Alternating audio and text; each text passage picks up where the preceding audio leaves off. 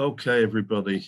I'd like to welcome you all to this Shifting Narratives conference. Thanks so much for coming along and joining us, and we hope it'll be a good time. The full title of the conference is Shifting Narratives, the Political Economy of Public Services, Spending and Production, or PSSP for short. And this is the first of 4 days. So if you thought the Shifting Narratives was going to be about English literature, then it's not. It's about the political economy of public services, spending and production. My name is David Hall. I'm a visiting professor at the University of Greenwich in the Public Services International Research Unit, short PSIRU for short. And I'm one of the core team that's been organising the conference, and you'll hear from all of us over the next 5-10 minutes. We're going to start by giving you some basic information about the conference and how it will be run. The first thing to say about it is that, as you may have already gathered, it's different from the average academic conference. It's about the highly contested landscape of narratives about public spending and public services, but it's got the explicit aim as a conference of shifting those narratives in favour of a new, positive social and economic role for the public sector in general. It's been created by a diverse group of partners, including global union confederations, social movements, 3 universities in the Global South, and the Young Scholars Initiative Network, with the explicit aim of encouraging more academic work on issues of concern to unions and activists, and to build more partnerships for research and impact. The conference was planned and structured with the active involvement of all those partners. The academics, the unions, and the social movements of all proposed issues, offered contributions, and helped enthusiastically to organise the events. The issues and the speakers have been developed through a great process of shared energy and commitments across the world. We never expected to create a 4-day conference on such a range of issues, with about 100 speakers, 20 workshops, 6 keynotes, and 2 round tables, but you convinced us to try, and so we have. In a real sense, the conference itself delivers one of the key aims, that of encouraging collaborative work between academics, unions, and activists. It shows that such collaboration is not only possible, but quite strongly supported. You'll hear more from the partners in general later today, but the primary institutions which have been set up and co-hosted the conference are the Institution for Innovation and Public Purpose, IIPP, of University College London, and the PSIRU of the University of Greenwich. So I'm going to ask 2 other members of the core organising team to say something about IIPP and PSIRU, and why this conference is such a good natural fit for both institutions. So I'm now going to invite Jenny to be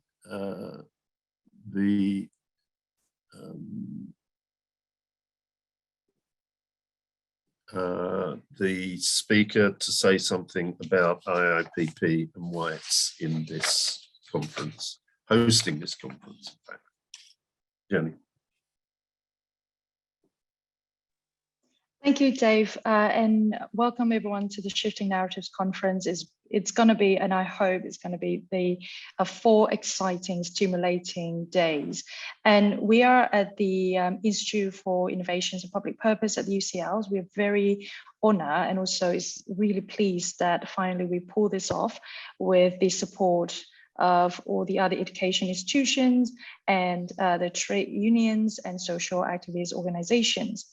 And at IIPP, in short for Institute for Innovations and Public Purpose, our work is dedicated to finding the answers to the questions of relating to the future of the welfare state, new forms of investment, regulations, and collaboration that could best tackle different issues, including like global warming, and also with equities as well. And in order to do this, it requires public and private organizations to collaborate in new ways to become more purpose-driven. We think and we believe that governments require different tools and capabilities to co-create and co-shape markets, not just to fix market failures. And we hope to bring revived notions of public value and public purpose to the center of political economy and to concrete policy practice. And I think this conference is the testimony to the power of collaboration between academics, policymakers, social activists, and trade unionists as partners to construct new narratives for new policies to recover into the better world with essential services as the heart of economic planning. So, and I think that we're really honored to have the best and I think the most suited partners and also co-organizing institutions like University of Greenwich, University of Ghana, as in Premises, among others, who we will listen to later in the day. So now I would like to pass on to Vera Wayman, the research fellow from University of Greenwich at CSIRO. Thank you. Right. Hello, everybody. Yeah, it's a real pleasure to be here. I can see that more and more people are joining. Yeah, just to say a warm welcome from me as well. So my name is Vera Wegmann. I'm the lead researcher at CSIRO, the Public Services International Research Unit at Greenwich University, founded 20 years ago.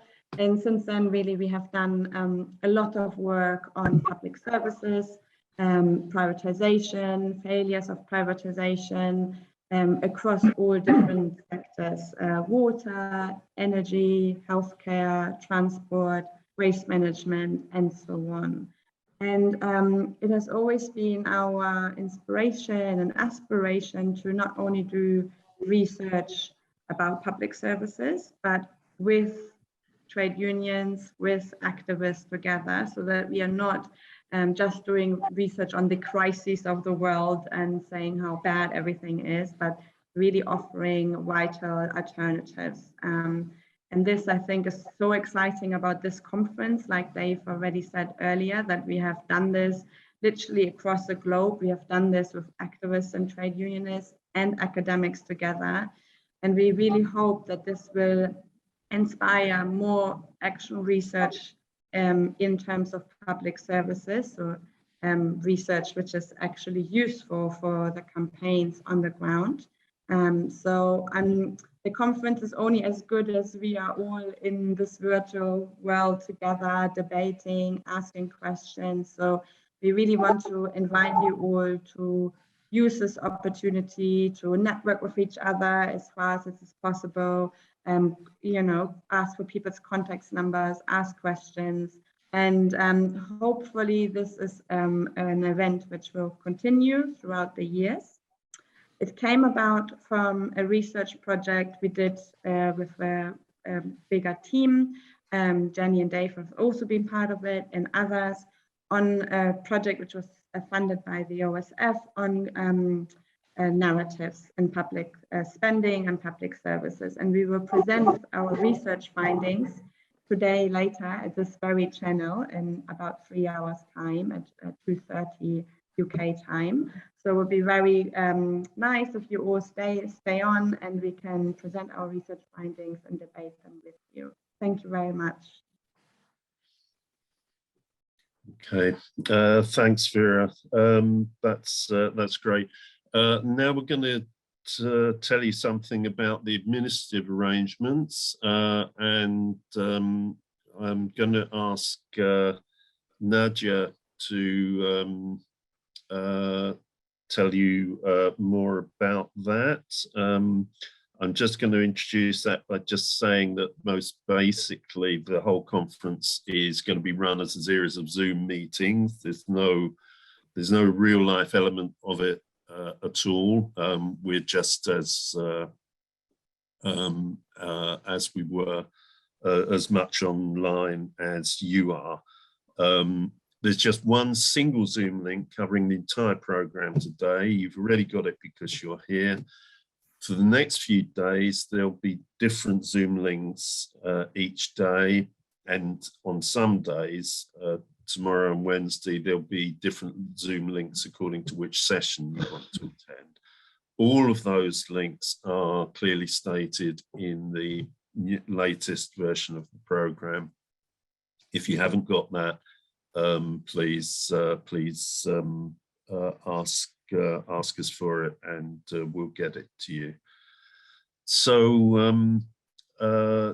in order to tell you about the interpretation arrangements and to tell you about the speaking rules, I'm going to introduce and hand over to another key member of the core team, who most of you have probably already exchanged quite a few emails with, and that's Nadia, Natao, and Cora. Nadia, can I hand over to you to explain the administrative details and tell people about the interpretation? Thank you. Okay, thank you, Dave, and thank you everyone for registering for this conference. My name is Nadia. I'm the conference organizer for the Shifting Narratives conference. So about interpretation. Interpretation is available on days 1, 3, and 4. The language options should be shown on the screen. So just select the language that you want to listen to. All participants will be muted while speakers make contributions, and participants can use the chat facility at any time. When speakers have finished, it will be open for discussion. Participants wishing to speak should use the Zoom facility to raise their hands. Okay, thanks, Nadia.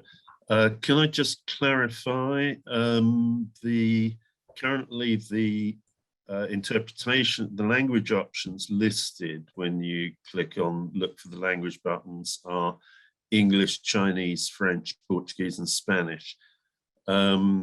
Astonishingly, Zoom does not have the capacity to mention Arabic, but what is down as the Chinese channel is in fact an Arabic channel. So those of you who want to hear and contribute in Arabic should use the Chinese channel. Our apologies for that. It's not our limitations in that respect or the interpreter's limitations, it's Zoom's limitations. Is there anything else to be added on interpretation, Nadia or Jenny, before we move on to the other arrangements? Okay, then that's fine. Then in that case, I'll now move on to Jianyi Wu, who's also a core member of the organizing team, and Jianyi is going to explain our recording and note-taking practices, and Jianyi is going to be in charge of producing the final overall report of the conference. So Jianyi, over to you. Thank you, David. Hello, everyone. I'm Tianyi. I'm the research assistant for the conference. To facilitate a vibrant environment for discussion and knowledge production, please note that all sessions will be recorded and retained by UCL, and most individual sessions and workshops will then be uploaded to YouTube for future viewing. We have arranged young scholars to act as note takers in most sessions, and we will use these notes to write up an accessible 4- to 6-page report of the whole conference. Thank you very much.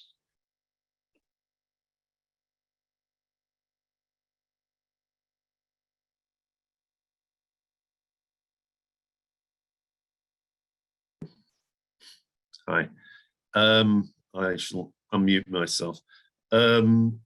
What we thought might be useful is just to run through with you what there's going to be in the conference, so that you can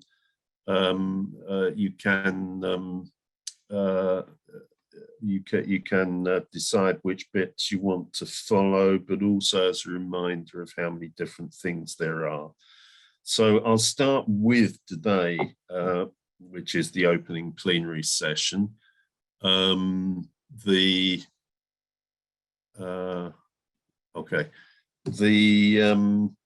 first element, which will be starting in 15 minutes from now, is our 3 keynote speakers. Each of them is going to address directly some of the most entrenched narrative themes on public spending, public services, and the public sector. The economic theory of the public economy, the role of the state in the heartlands of neoliberalism, and the real alternatives to the damaging and unnecessary effects of austerity politics. We thought we would start with those big issues because they are currently the issues that recur in narratives and public discourse about public spending and public services everywhere in the world, constantly, in all circumstances. These are the big narratives, and there are strong hostile narratives driving them. So that's going to be the main focus of the 2-hour session starting in a few minutes. The second element today, as Vera just said, is that this conference originated with a project analysing the range of narratives for and against public services and public spending in a report that was sponsored by the Open Society Foundation.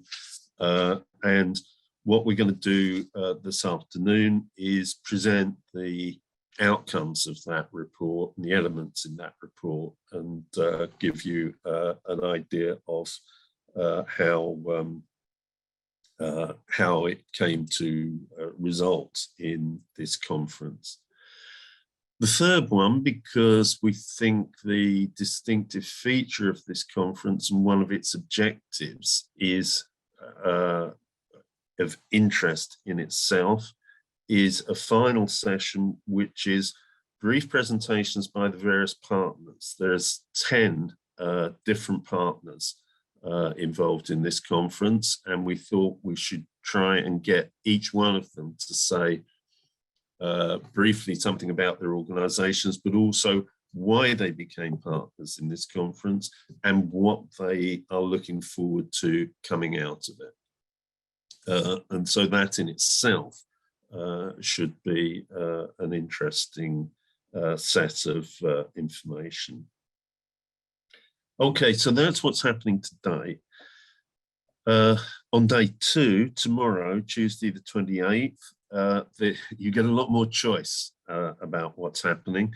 There are in effect 3 parallel thematic streams of workshops, each of which has 3 workshops. So there's 3 streams, 3 workshops. There's a different Zoom connection for each theme. So pick the one that you first want to go into, but remember the others, because if you want to workshop in another theme, you'll need to use a different Zoom login. The details are all in the program. The first of the 3 themes looks at the role of PSSP, Public Spending Services and Production. I'll use PSSP in future. In macroeconomic and social planning, including the role of public employment and the fair wages clauses and work guarantees, and also the issue of continuing resistance to free trade agreements which weaken public services. So that's under the broad heading of planning and macroeconomic planning and the role of PSSP. Second theme tomorrow looks at issues of public sector capacity. In other words, the ability of the public sector to deliver the missions and the public objectives that it needs to. And that the workshops that include its nation building role, which we're hearing from a variety of countries, how the building of public services have been important in building nations as diverse as Ghana and Germany. And also, I'm very pleased to say that in that workshop, we've got a speaker coming from Ukraine to talk about the future of healthcare and the importance of reconstructing Ukraine post-war. And the other element in that theme is going to be the recent attempt at creating a global manifesto, so almost literally international nation building idea, and there'll be a discussion about the process of that and the results of that. Third theme tomorrow focuses on public finance. It starts with climate change and the role of public sector investment in renewable energy, the need for global sharing of costs. Moves on to a workshop on taxation, the various ways in which it needs to be and can be raised. And finally, on the advantages of public finance for services such as healthcare and public transport, compared with the disadvantages of forcing public authorities to depend on PPPs, which undermine and distort the actual service provision by structuring that provision around the needs of the interests of private financiers. On day 3, on Wednesday, there's also 3 streams, each with 3 workshops, and this time they're structured regionally. Each one's covering a big global region, Africa, Asia, and Latin America. The African stream's got workshops on issues and campaigns in education, water, and healthcare. The Asian stream includes a Korean workshop, which I encourage you to think about attending. It's in Korean, but there's translation. And it highlights the effectiveness of the researcher union social movement collaboration that has been happening in Korea for some time now. There's a session with community health workers in both Pakistan and India. Workers who are praised as crucial in COVID, but have had to organise and take strike action to get recognised and paid as workers, not volunteers. And then a final session on healthcare, the importance of healthcare using public finance. Because of the Latin American workshop, we'll have a mixture of themes. The Latin American session will also have a mixture of themes. There'll be a workshop on Chile, there'll be a workshop on water, and there'll be a workshop on the diverse ways in which the changing relationship of the state, between the state and infrastructure and public services in Latin America. Because the time zone shifts, it's actually possible to attend all the Asian workshops and the Latin American workshops, interpretations available all days. Finally, the 4th day, 30th June, is the final plenary, and it's going to include 3 main things. Firstly, a roundtable of mainly young academics and activists discussing issues, expectations, and demands for the future and what might come out of this conference, both in rebuilding better post-COVID and in terms of future collaborations. That's followed by a final set of keynote speakers, which will include Mariana Mazzucato and a special surprise guest speaker. Because it's a special surprise, we won't need to tell you until day 4, so turn up and hear that. And then after the main conference ends, there's an event for young scholars and activists. Okay, so that's what the rest of the conference holds for you, and what I hope we can now do is move to look at introducing the issues and the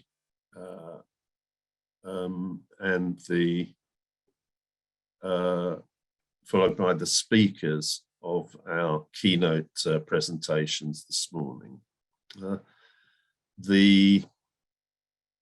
Sorry, I'm just trying to find a relevant. Okay, I can't find that. Okay, I've already said that the broad effort this morning and focus of the keynote speakers is to address these big narrative issues. We're calling them narratives because they concern key matters of discourse where the theories and approaches used make a significant difference to policy discussion and debate. Perhaps the biggest single one of these is the economic theory of the public economy, and in particular the negative way in which not just neoliberal economists, but absolutely mainstream neoclassical economists taught the world over treat public services as a problem. And we're going to have June Sekera, I'll introduce in a minute, telling us what's wrong with that analysis and telling us the way we should be constructing our thinking about the public economy, and that we have to develop a counter narrative in that respect. The second is the general idea that the state should be minimal in its role in society, and the idea that by cutting back on public sector capacity, that is what will happen, and so it will creates freedom for the market to flourish, and that is going to be addressed by Abby in the second presentation. The third, again, economic myth and problematic narrative that we have is that whatever the economic problem that arises, the solution always involves austerity, cutbacks, and reduction of the public sector. And of course, that's consistently and constantly favored by the international financial institutions and promoted by them throughout the world, and enthusiastically adopted by governments. So these are three big issues that we think matter to everybody, and that's why we're starting with them. And we're starting with speakers who we think are posing a sharp and powerful alternative narrative on all of those issues. So, okay, I can see that June Sekera is now ready, and I'm going to give June the floor in a moment, because the first thing I'm going to do is introduce June and say exactly why she's we've invited her. While I'm doing that, perhaps one of my colleagues can work out how to clear the screen of the rest of us so that June can be presenting, giving us her presentation with just herself on the screen. So, okay, June Sekera is visiting scholar at the New School for Social Research, where she's director of the Public Economy Project. She's also a senior research fellow at Boston University's Global Development Policy Center, and she's a senior research associate at the Institute for Innovation and Public Purpose at University College London. And that in itself indicates the range of impact that June's been having. 5-6 years ago, she wrote a book, The Public Economy in Crisis, A Call for a New Public Economics, which was published by Springer in 2016. And she's since then written other papers on the public economy, most recently in 2020, what's in effect a summary update of that, which is available on the IIPP website. She has also more recently been writing about carbon capture technology in particular, and she's had a similar significant impact there by showing that much of the carbon capture technology actually emits more CO2 than it saves. I mention that because you'll find that the end of June's presentation, she'll be moving on to that area as an illustration of her points about the public economy. So without more ado, and while attempting to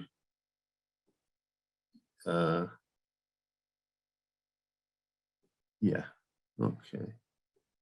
I'm going to try and give June the spotlight. But June, perhaps if you can start by sharing your screen to get the presentation going, and then the rest of us should fade into the background, I hope. Okay, thank you, Dave, very much. I just want to say it's so exciting to be able to speak to this amazing group of people that you and the planning group have brought together from all over the planet. It's tremendously impressive, and it's inspiring. So thank you very much for the invitation. So I'm going to start with a story. It's a true story. So I'll bring up my PowerPoint. Please. Okay, can you see the PowerPoint? Excellent. Okay, so as I said, this is a true story, and it's a story about my search for the public economy in economics and how I discovered the need for a new theory of the public economy. So after a career at the federal, state, and local levels of government, I wanted to teach about managing in a non-market public environment. Because what I and my colleagues had done, and everybody who works in the public sector does, is we produce services and products. So in my case, it was training and employment services and data and materials. And at one point in my career, I left public service for a few years, and I founded and ran a frozen food wholesaling company.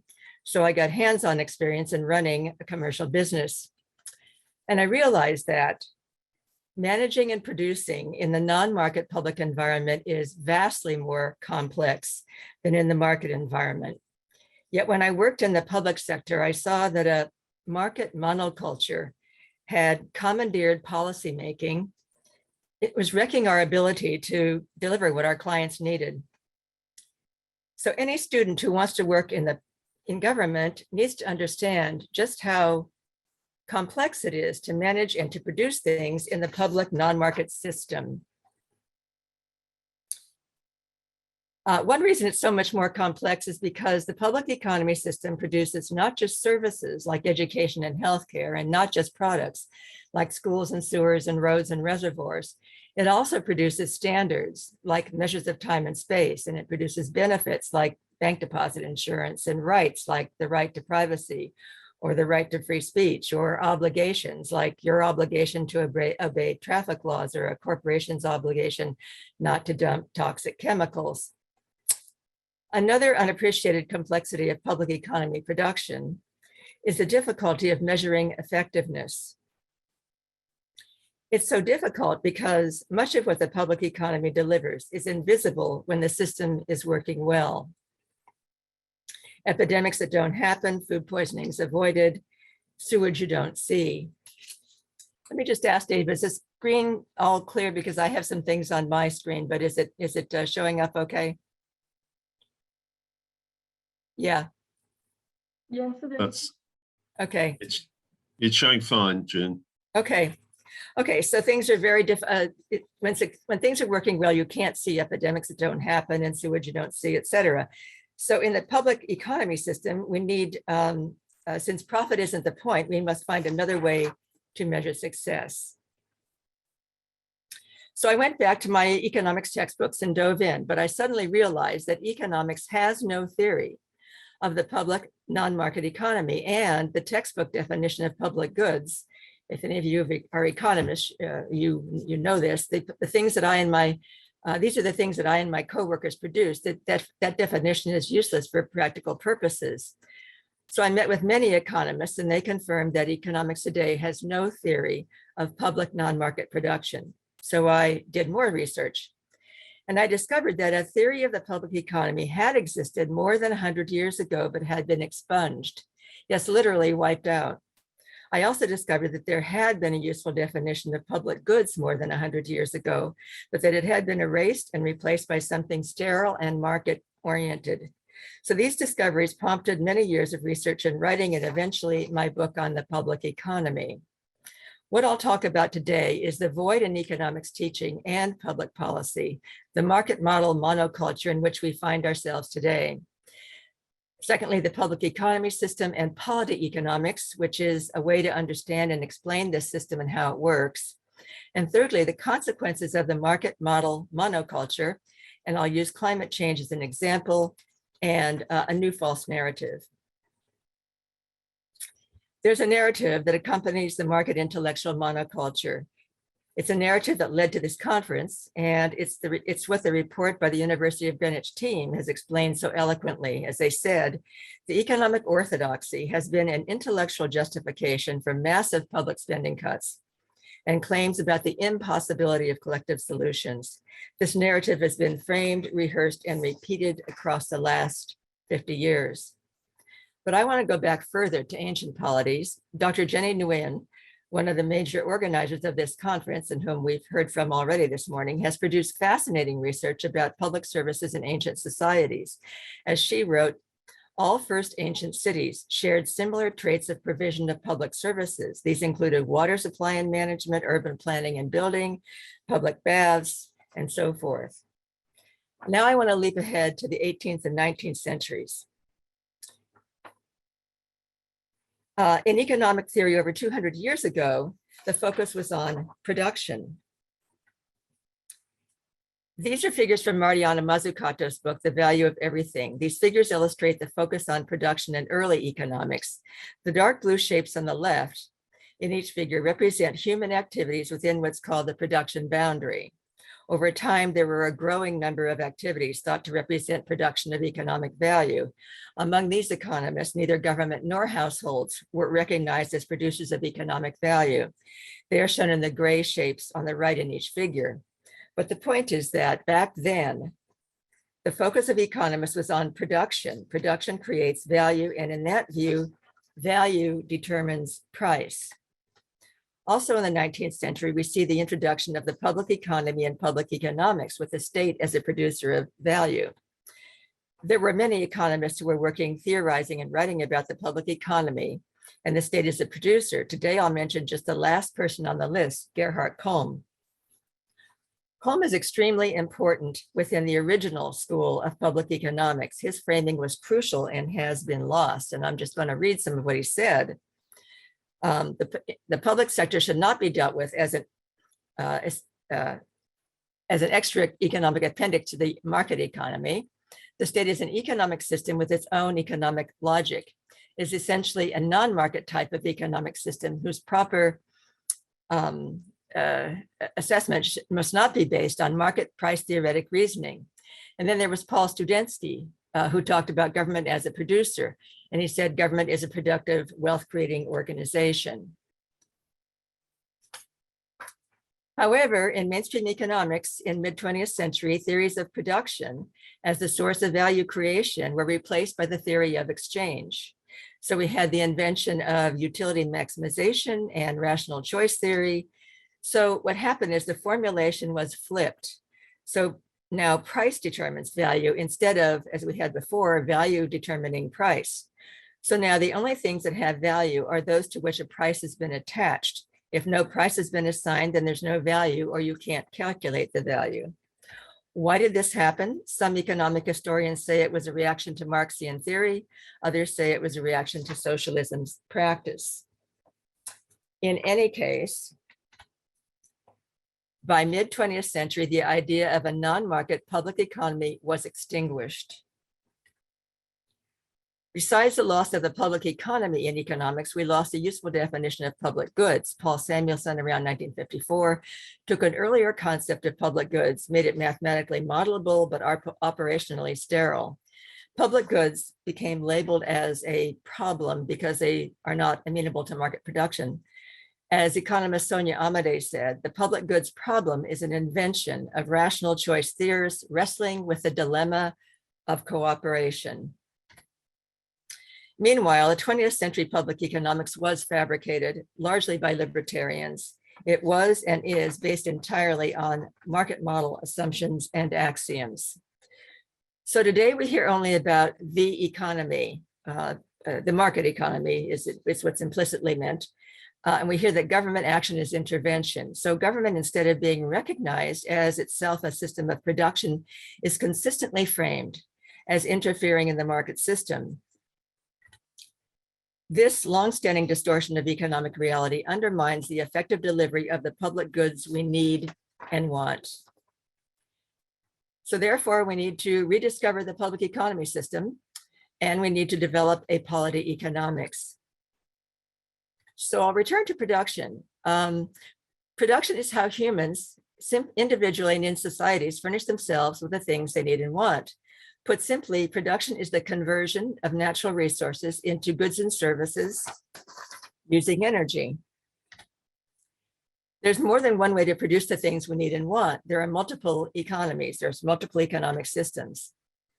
In the current era, there are three principal economic systems, two non-market systems shown in the top part of the diagram, and the market system.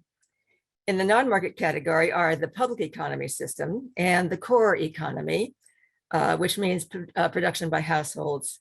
And also shown off to the right is the nonprofit NGO sector.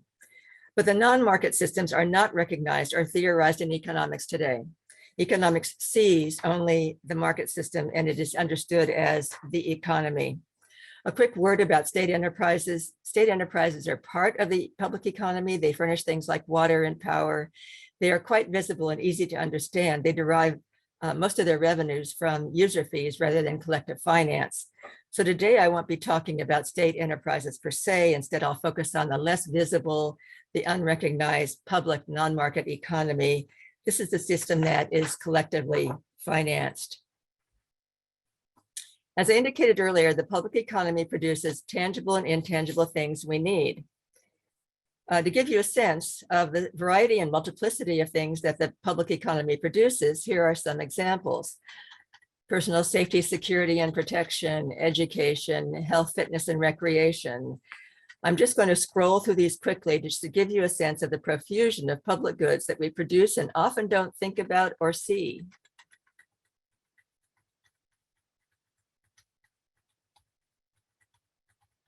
And there's more.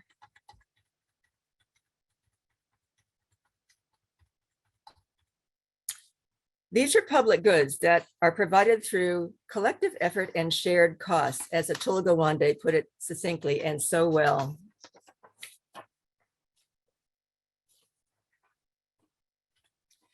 According to official statistics, public economic activity equates to half or more of all economic activity in many countries today. And Dave Hall, in research a few years ago, found that public sector activity directly and indirectly supports half of the formal jobs in the world. But there's a void. We lack a cohesive, internally consistent and coherent economic logic that explains public production. So this is an extremely simplified rendition of the differences in the dynamics of the market system versus the public non-market system.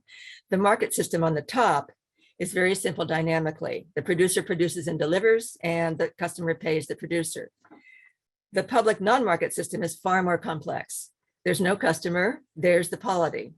The polity pays, but collectively. They don't pay the producer directly, they pay into a collective treasury. And then an elected or appointed legislature, a parliament, a Congress, a Politburo allots financing to public agency producers. Indeed, the public economy exists, whether democracy or dictatorship. In any case, it's far more complex a system than the market system.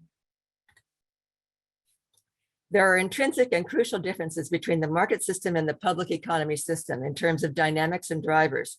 This is just a short list. Mainstream economics has no tools to understand or explain the public economy system, so we need a new economics. We need to understand and explain the dynamics of collective production. We need a theory of collective need as opposed to the theory of demand. We need to understand how collectively we get the power to produce. Polity economics is a name I've given to the framework that explains the public economy system. What's a polity? And why do we need to be talking about it? Because the public economy is a collective system, while the sole concern of market economics is with individual self-interest. The concept of a polity can be found in fields stretching from sociology to political science to economics. In constructing a polity economics, we can borrow from them all. Economist David Winch pointed out the obvious. People live in groups, he said. in the family, the tribe, and now the nation state. So what's a polity? A polity is an organized body of people that is constituted to mobilize resources and take action. The hallmarks are, it's an organized body of people, there's a collective conferral of authority, and the body of people is constituted to have the power to mobilize resources and take action. It could be a tribe, a city, a province, a prefecture, a nation state. These entities operate not through market mechanisms, but via public economy mechanisms. Hallmarks of the public economy non-market system include production is need-driven, not market-driven, not demand-driven, and products are collectively supplied and financed. They're supplied at no charge or below cost to recipients. They're free at the point of use. They're not free, we pay, we just pay collectively.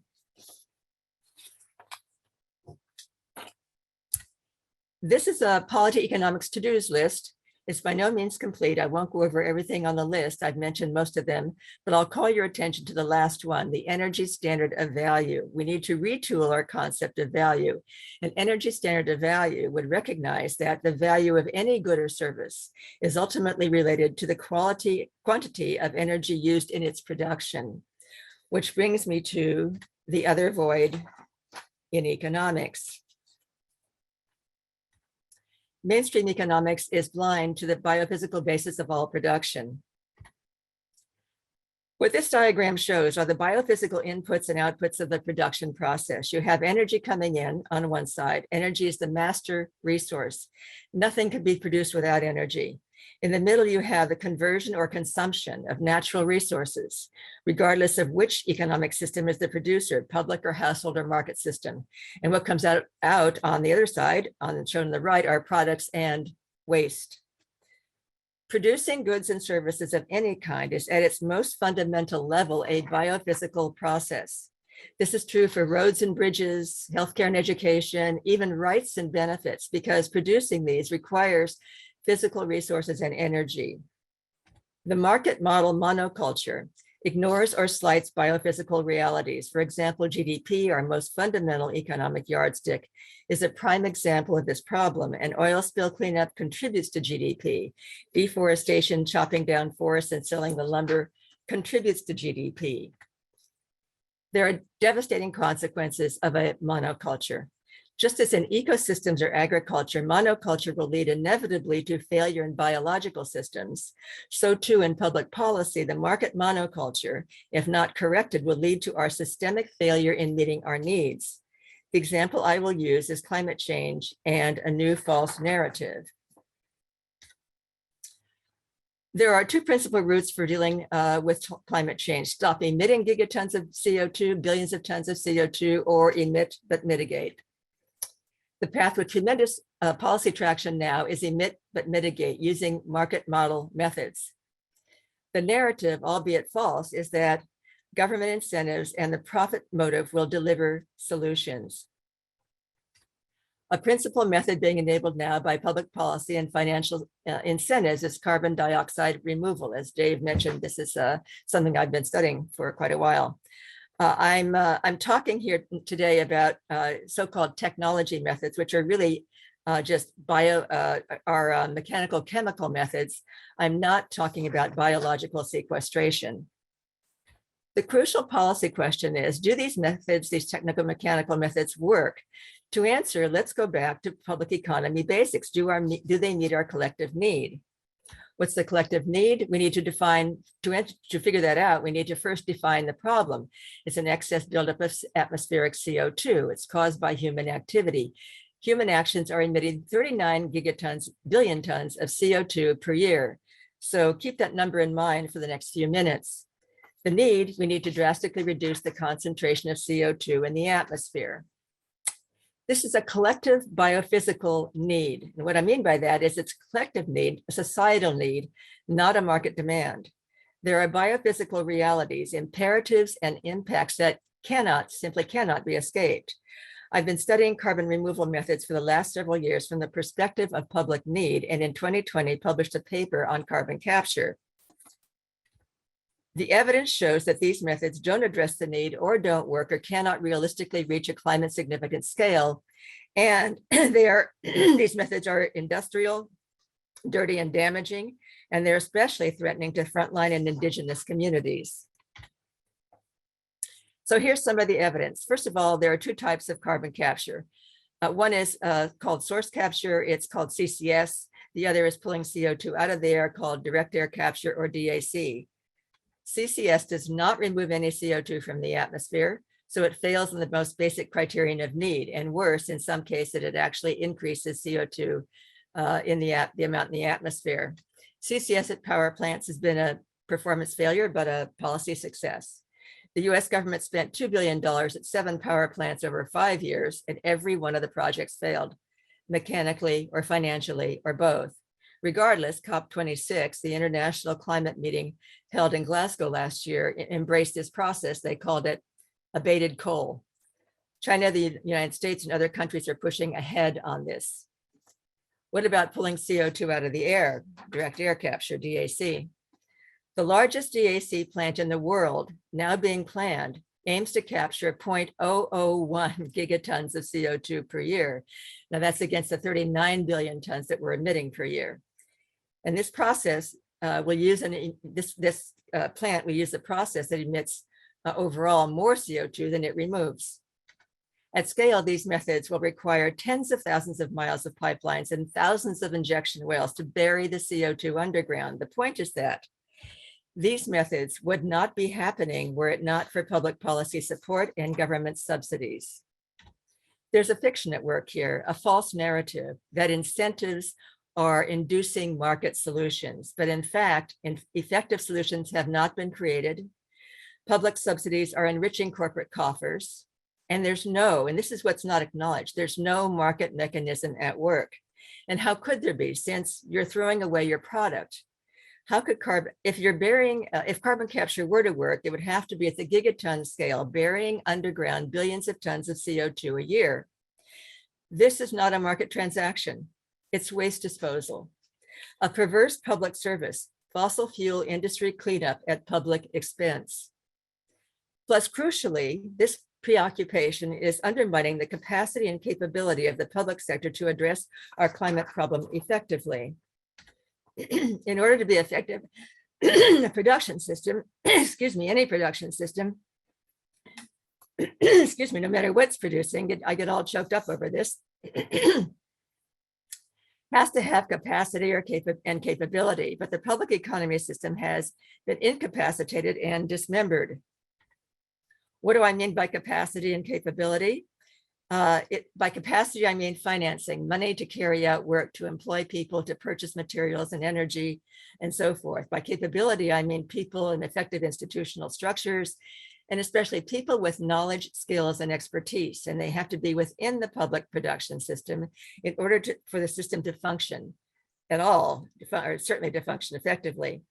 Contracting out and public-private partnerships are surefire ways of disabling the public economy production system. I'll conclude with a call to action. We need to uproot the market model monoculture in economics teaching and public sector practice. In the public sector, we need to restore and rebuild capacity and capability. In economics and public sector practice, we need to recognize and understand and explain the public economy. And we need to incorporate the biophysics of production.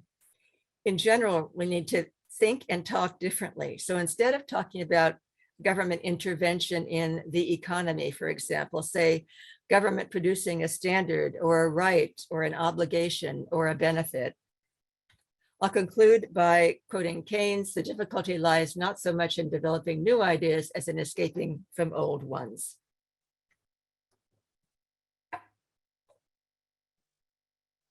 Wow. June, thank you so much. We are all massively illuminated as a result of that brilliant presentation. I saw an earlier draft of it, and it's just got better and better at every stage. So thanks very much. I shall stop talking myself now and move on to people who've got their hands up to start the discussion, raise questions. So Rosie Collington, I think, one moment. Rosie, let me see what I can do to pin you. Okay, I think you can talk now, yeah? Yeah, can you hear me? I don't know if I'm using a microphone on my laptop or on my new headphones, so we'll see if this works. But thank you very much, June, and thank you everyone for organising the conference. I've been really looking forward to this. So I've been following June's work for a few years. I read your book a few years ago. I'm a PhD student with Mariana Mazzucato at IIPP, and my research is on the dynamics of public production and specifically the development of capabilities. Well, I call it capacity, which we use slightly different terms. That's quite common.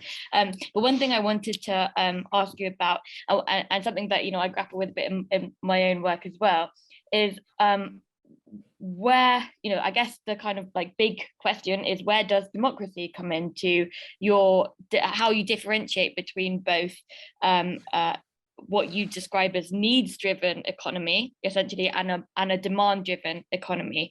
So, as kind of you describe it, it suggests that what is constituted, or what exists within this realm of public production are the production of goods and services that are necessary to meet some kind of like objective need, as opposed to demand for consumption. But I think I would challenge that a bit on these grounds that that's not always completely clear, and then also this issue of like where democracy comes in with where markets might fit into this. So I'm sure you know about like the Preston model, for example, and again kind of problematizing this issue of production. I also like to problematize what counts as a market, because historically in economics, markets weren't necessarily kind of for-profit entities, right? They're just or can be organizations that combine resources for production, and they can also be used to meet social needs. So yeah, I guess my big question is, how does democracy affect what constitutes your definition of need and demand, and why you differentiate between markets versus like public production in the way that you do? Okay, thank you, Rosie. I spared you all the more complicated diagram of the public economy, which actually addresses your question. In the public economy, we have various systems. We have democratic systems, and we have not so democratic systems. In my book, if for those of you who have looked at the book, I really talk mostly about democratic systems. And in that case, the point that I make is that the polity, the way the polity acts in the public non-market system, and I really stress to say that there's the public economy system and there's the market system, and the one is driven by need and the other is driven by demand. So it's really systems, not sort of economies as much as systems, and how they differ in their dynamics and drivers. And in the public economy system, where you have a democracy, the way that works is that the polity basically determines what gets produced by both the fact that they fund it, there's the collective supply of finance, and through voting. So in the diagram where I explain all of this, the polity, the arrows go from the polity down to the legislature. So voting makes a difference, and then the legislature takes the money that's been supplied by the polity and through money creation and so forth. I won't get into MMT right now, of course, but and then allocates the funding through legislation to the public agency producer. So it basically is through voting is the short answer to your question. And and again, yes, and there certainly can be instances where markets serve to meet public needs. It's just that is not the chief driver. The chief driver is, if I ran a frozen food wholesaling company, and I'm here to tell you that if you don't make money, if you don't make a profit, you go belly up. So the profit is essential, and I have nothing against the profit motive in businesses. I've run a business. But the thing is that in the private sector, profit is the point, and in the public sector, profit isn't the point. The point is to meet the need. So that's the essential difference. I hope that answers the question. Yay, Okay. Very interesting exchange. Just to encourage everybody else to, you can use the reactions option at the bottom of your screen to simply raise your hand to make a contribution, and I'd like to encourage that. Okay, we have Vinmai, Tae-Vin Mai. Do you hear me? We can, Tae-Vin. Yep. Please go ahead. Yeah, so my question is, since you make a sort of, a boundary between the public economy and the sort of private economy, right? So could you talk a little bit about the interface between the two, and by emphasizing the need of understanding, the public economy, then how we define, the boundary or the interface between the two economies? Yeah. So yeah, I have another diagram that I didn't share and didn't have time to share that addresses that question, which is that, so the there's three economic systems, right? And they each supply each other, as I show in that diagram. And so there's the public economy and there's the core economy. And the public economy, the market, of course, the market economy can't operate without the public economy. As Jenny pointed out, the public economy can operate without the market economy, and did for millennia. But the market economy can't operate without the public, because the public system is what produces the statutes, the laws, the stability to be able to, to operate markets and businesses. It produces rights and, copyright laws and et cetera, and the whole legal system. So the market economy is entirely dependent upon the public sector to produce those things. Yet the market economy and the public economy feeds into the market economy with people, just as the core economy feeds into the market economy with people to employees for businesses. So they all interact with each other. But the point that I make is that with the non-market systems, the public economy system, the household, and the nonprofit sector, they're driven by different dynamics. They're driven not by profit motive. They don't need to make a profit. That isn't their point. Their finance comes from collective sources, so they can attend to meeting needs. But yes, they do all interact. So you're absolutely right about that. Yeah. Okay. Anybody else got a question, contribution to offer? Then I've got Daniel Heim, who I hope will unmute himself and mark the question, and following that there'll be Jocelyn Ebisati. But Daniel, can you unmute and start making your contribution, please? Yeah. Hi, sorry, my Zoom stopped working there for a second. Thank you very much for your talk. I'm a PhD candidate at the Research Institute Economics of Inequality at the Vienna University of Economics. And I'm very interested in looking at the public economy as sort of the sphere that creates and manages sort of the necessary resource space that we need to achieve certain goals, certain objectives, certain social objectives. So I'd be very interested to hear from you how you think the public economy sort of has to go about this. Is it more about creating certain resource spaces through the development of certain resources, be it labor or public infrastructure, or is it more about controlling the resource space available to the private sector, for example, through taxation or through other measures to sort of make more resources available for the public purpose? Yeah, good question. What I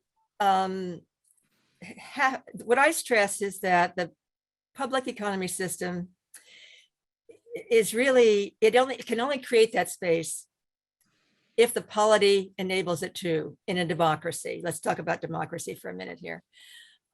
So the public economy system can't do anything without the collective conferral of authority and without the resources, financial, et cetera, money to buy the goods and services that are needed to produce. So, and I worked in the public economy in government at the federal, state, and local levels, as I said, and watched the resources shrivel up. And when I first started working in the public sector, we had plenty of resources. We had plenty of resources to meet our needs. In fact, we had another thing I talk about sometimes is we had a ration. I mean, you have so many resources and so much need, but you have to figure out where to deploy your resources when you have enough. You have to figure out which are the most needy needs.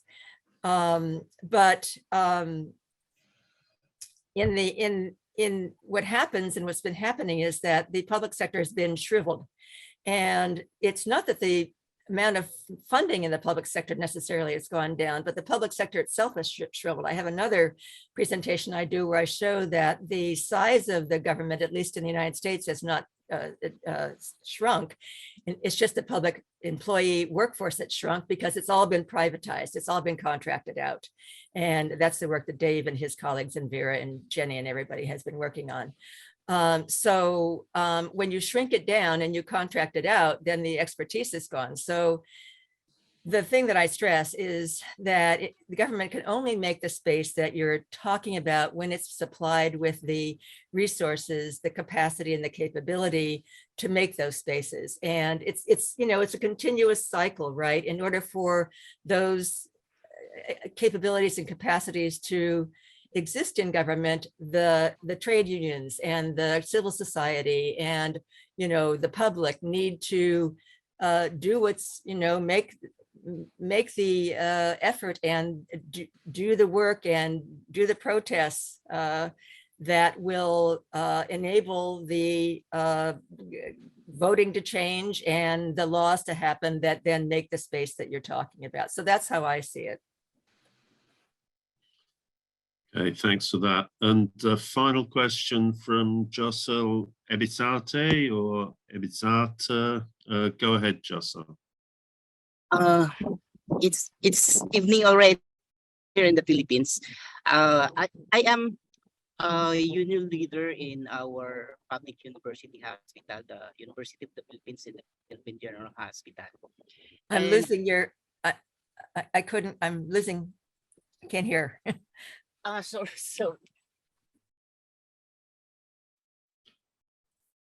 Can you improve it? Yeah, go on. Okay. Can you hear me now? Yeah. Better. Thank you. I am a union leader of our university and the Philippine and the public hospital, the University of the Philippines and the Philippine General Hospital. And at one point, our group was quite successful in preventing the plan of our government then to privatize our public hospitals, starting with our Philippine Orthopedic Center.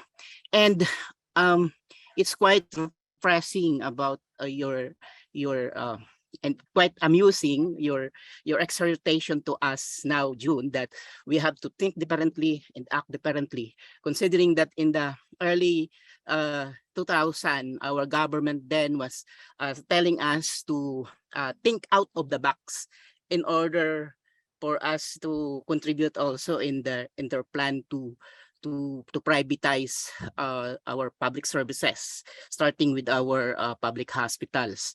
So the problem really is that, like in the Philippines, most of our political leaders believe in the exhortation from first world countries that anything private is better. So I think considering that the pandemic has resulted to another mindset among our leaders now, it is really the time for us to unite and promote public services or public economy.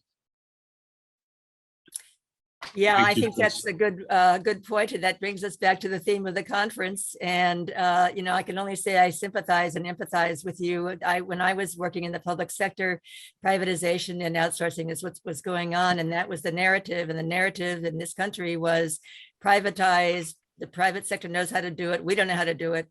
Let them do it. And so that's what this conference is about, is we need to change the narrative. And when I suggest think differently and talk differently, we have to change that narrative. Okay, thanks for that, June, and thanks also to the discussants for raising the questions. There are two or three things that I was going to raise at various points, but one point that I'd like to pick up that June did mention was the need to reshape economic teaching and really to ask not only June but others present that we surely have here the skeleton of a whole new way of teaching public economics, and it would be terrific if this conference could contribute in any way to encouraging the development of that kind of teaching and that kind of course. I want to thank June so much for a terrific start to the conference. That was a fantastic presentation. Thank you.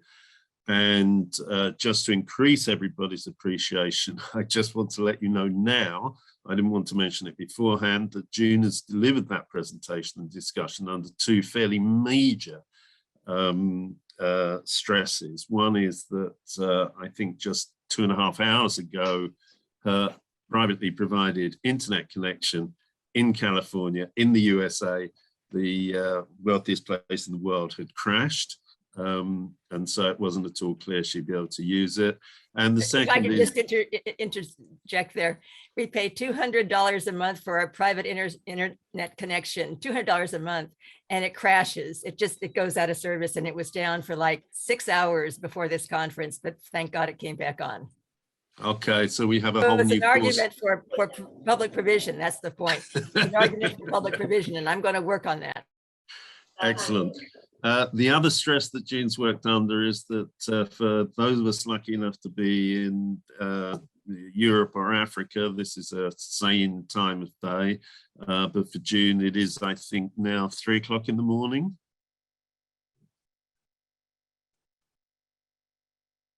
4:15. It was 3 o'clock before. Okay, so June started doing that at 3 o'clock in the morning. So if everyone can just clap a little for June, that was a deeply impressive start on any circumstances, but especially in those circumstances. Well, thanks so you all, much. and it's so good to be here, and people from all over the globe. It's just really such an honor. Thank you so much. Terrific.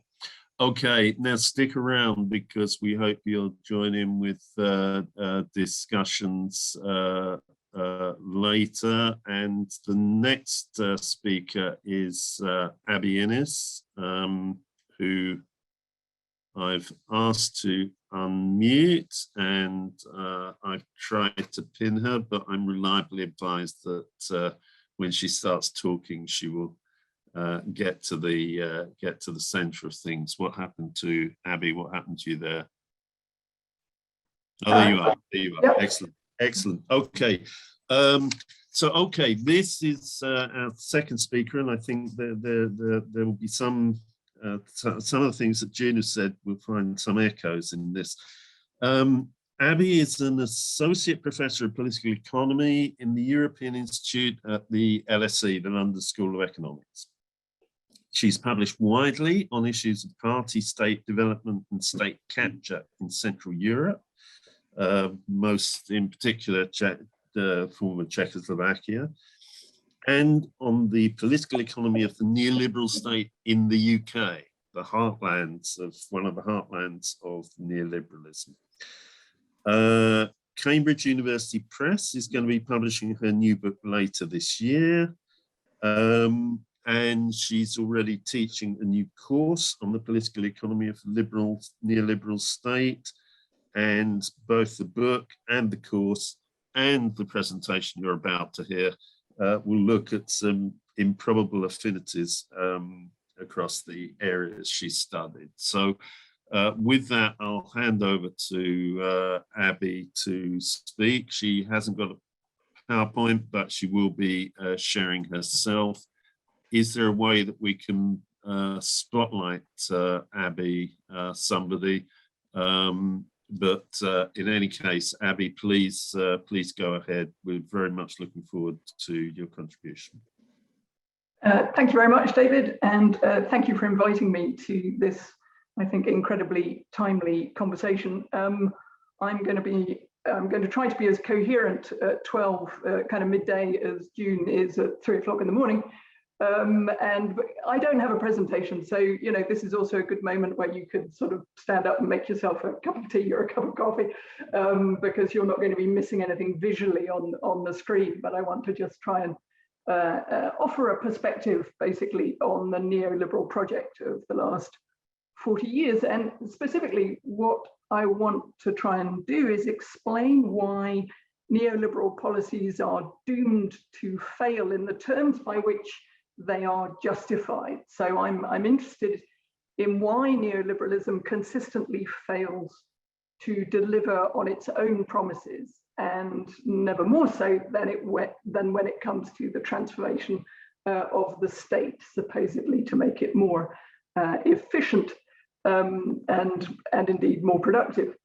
So there's actually an old Soviet joke which said that capitalism is the ruthless exploitation of man by man, and communism is the exact opposite.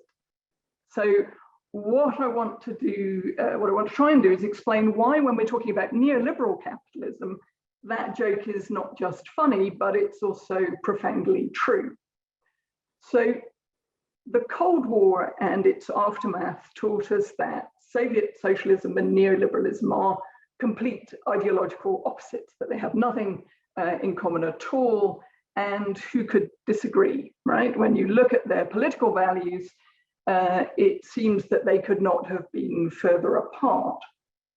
But if we ask a more philosophical question, if we ask, how do neoliberalism and Soviet socialism understand the nature of economic reality, and how do they understand what they think, what we can know about that reality, then it turns out that they have enormous affinities with one another. And that's essentially because both Soviet socialism and neoliberalism are materialist utopias. Both of them conceive of the political economy as governed by predetermined economic laws and universal forms of rationality, whether that's socialist rationality in the Soviet case or utilitarianism in the neoliberal case. But I think what's key philosophically is that both assert that we can read how those laws work, we can identify those laws, and we can re-engineer society to make it conform to those laws. So both ideologies share a conception of the economy as a closed, efficient machine, and claim that they uniquely have gained access to the correct governing science. Now, where this becomes a really dark historical joke is it's exactly this shared metaphysical conceit of rational calculation within a predictable economic order that leads both Soviet and neoliberal governments to converge on a blind faith in the rationality of corporate enterprises, but also on the same form of statecraft. So both converge on the same toolkit of public administration through quantification, forecasting, target setting, and output planning. Now, of course, that's output planning in terms of administrative and service outputs in the neoliberal case, and it's economy-wide outputs in the Soviet case. The problem with this toolkit is that these are methodologies that only make sense in a closed system world. The world in practice is evolving, it's uncertain, it's synergistic, And so it follows that the determinism of these materialist utopias and their policies condemns the countries that apply them to a perpetual misfit between governmental theory and reality. And that, of course, is what we see in practice. So let me try and unpack this a bit more from a European and specifically from a British perspective, which is the country I've been writing about for the last couple of years. If we go back to the post-war period in Europe, if we look at the post-war political economic orthodoxies like Keynesianism or ordoliberalism in Germany or dirigism in France, all of those orthodoxies, they had different priorities, they used slightly different methodologies, but they shared a series of assumptions in common which are very important. So they all accepted that we are unable to forecast the future. They accepted that radical uncertainty is real, that we can't escape it, and we can get into the philosophical reasons why that's the case, but they accepted that as a given. They also accepted that our knowledge of society and the economy and how it works is inescapably constrained, both for the reasons of incoming uncertainty, but also because of our existing knowledge and the fact that the way we view the world is constrained by the history of how we've already understood it, right? We can't transcend the history of our own curiosity. There's no Archimedean point where we can stand to understand everything that's happening and turn it into this kind of exact social science. By contrast, when you dig down into neoliberal policies, they are typically rooted in neoclassical economics. And the problem with neoclassical economics as a basis for government policy is that its utopianism is driven by its method. It's driven by its dependence on mathematics as its main analytical methodology. So let me try and explain quickly why that is.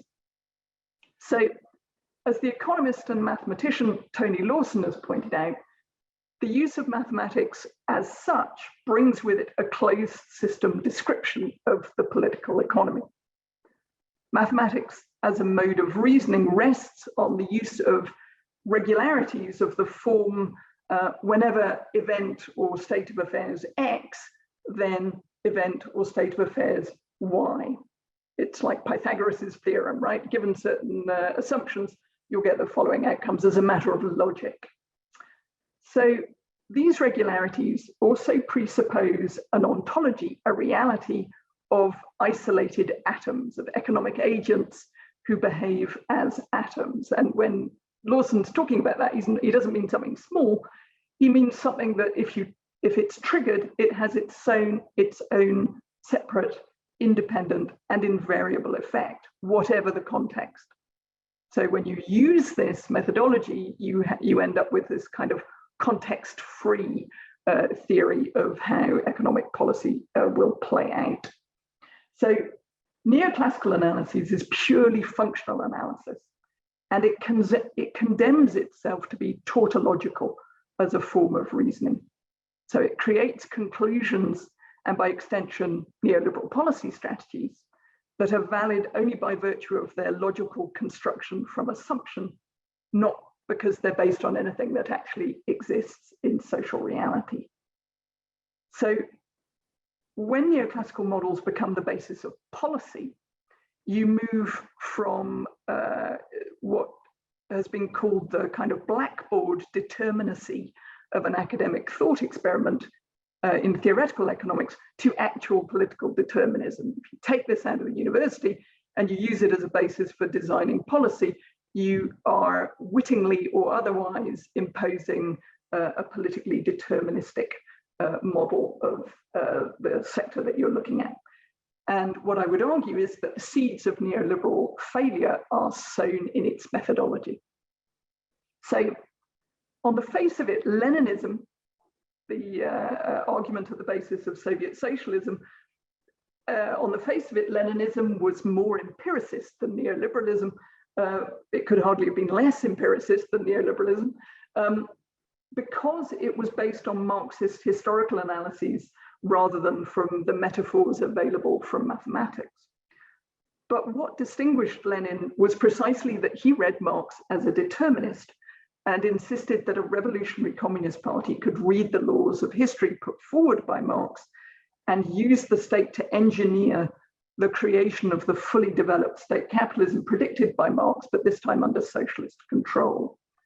So as the historian David Rowley put it, Lenin's real insight in terms of mobilizing revolutionary activity was to see how effective it could be to write really bad philosophy.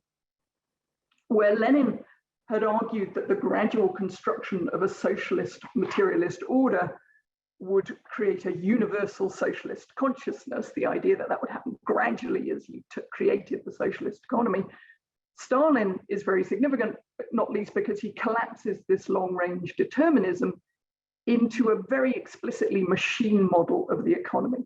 And he does this when he moves the Soviet Union to forced industrialization from above, organized through total state planning. So this is a decision that collapses the long-range determinism of Leninism into a closed system exercise in planning. My point is that I think what we can recognize is that the Stalinist dream of a perfectly efficient central plan places the Soviet economy in exactly the same formal intellectual terrain as the neoclassical economic promise of general equilibrium in a free market in which supply and demand will be perfectly matched through the price mechanism. Now, there's a fundamental problem with the idea of machine-like efficiency in a closed system, which is that it requires that all of us, you and I, everybody in the economy, behave like functionalist atoms in a preordained scheme. For this stuff to work, we would all have to live in a world where everyone is perfectly informed about the costs and benefits of their decisions, in which nobody learns or changes their minds or makes mistakes or has new ideas ever. So neoclassical economics is no better at making sense of innovation, for example, than Soviet economics, because to admit that imagination is a powerful factor in economic development would collapse the underlying micro foundations of completely informed or partially informed agents who can become completely informed agents in an essentially knowable economic space, which is what neoclassical economics is all about. So neoclassical economics typically assumes that the future is a statistical shadow of the past, but that's just not possible in a world that has both innovation and uncertainty in it. So essentially, it's not possible in a human world. So the visions of efficiency in both neoclassical and Soviet economics require a world that is timeless, where the riddle of history has been solved.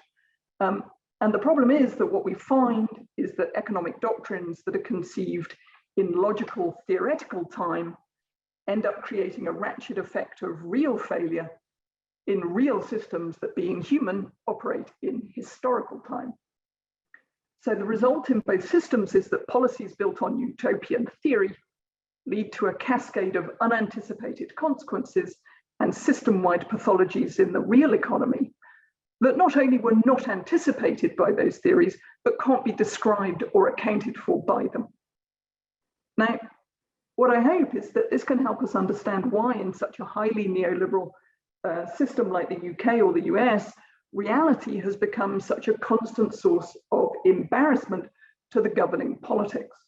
It's the inevitable failure of materialist utopias in practice in the terms by which they were justified that drives neoliberal governments in late stage neoliberal regimes, no less than in late stage Soviet regimes, to resort to a political culture of lies, alternative mobilization strategies based on nationalism, xenophobia, and racism. Okay, just in this last part, let me try and make all this a bit more tangible by talking about the outsourcing of public goods and services, and hopefully it'll start to become clearer why the Soviet experience turns out to be remarkably instructive about the failures of neoliberal policy. So the promise of outsourcing is that market-based production paid for by the taxpayer will be better than public production, because in neoclassical theory, a competitive market is always better than the monopoly state. and the competitive market is assumed to always be tending towards this perfectly efficient matching of supply and demand, the idea of equilibrium in neoclassical economics. It's this assumption that allows neoliberals to claim that outsourcing will lead both to improved service quality and to lower costs. They assume, following the theory, that excess profits and costs are going to be competed away, and the direction of travel is always towards this perfect fulfillment of the preferences of well-informed or even perfectly informed consumers. So this vision of competition is then contrasted with the terrible inefficiency, theoretical inefficiency of the state, which is caricatured as exactly the same as a monopoly firm, so as an actor that isn't subject to the disciplines of competition, though of course, to equate the collapse of a monopoly firm with state failure historically is completely absurd when you think about the real consequences. So the internal logic of the theoretical argument for outsourcing is impeccable, right? Beautifully logical, but it assumes multiple things that turn out to be completely fictitious about the real conditions under which this will play out. So the first fiction is fundamental, which is the idea that markets will tend towards general equilibrium. They will tend to, a competitive market will tend towards the perfect allocation, the perfectly efficient allocation of goods so that supply and demand are perfectly matched. Now, the fact is that this is not even formally possible as a matter of mathematics, let alone a practical reality. So in the 1970s, Sonnenschein, Mantel and de Broglie demonstrated that the prospect of reaching an equilibrium, let alone it being stable, completely falls apart as soon as you put more than 3 variables in the model. So basically, as soon as you introduce any reality into the model, even the theoretical idea of perfect efficiency and balance collapses. But this doesn't stop neoliberals having this discrete assumption that this is the way the economy always tends. But this is just the beginning of the fiction. So outsourcing models, along with the idea of quasi-markets in welfare services, typically tell a story about the inevitable improvement of choice and service quality for service users. So insofar as the state exists in these models, which are also in commissioning models for actually, commissioning real services, the state only exists as a kind of abstract external agent who sets up the competitive game and then steps away from the story to leave the wisdom of the free market to play out somehow autonomously. But as Colin Crouch points out, what this theoretical construction totally ignores is the reality that the only market, that is to say, the only financial relationship in public sector outsourcing is between the state and the outsourcing corporation. The only actual financial contract is between the state and the outsourcing firm. The thing is, as soon as you recognize that, then my point is that that puts us in a world that suddenly looks much more like state Soviet enterprise planning than the theoretical market for simple goods that forms the basis of so much neoclassical modeling. So that's the analogy, that's the analogous world that we're in, not the world of free market efficiency.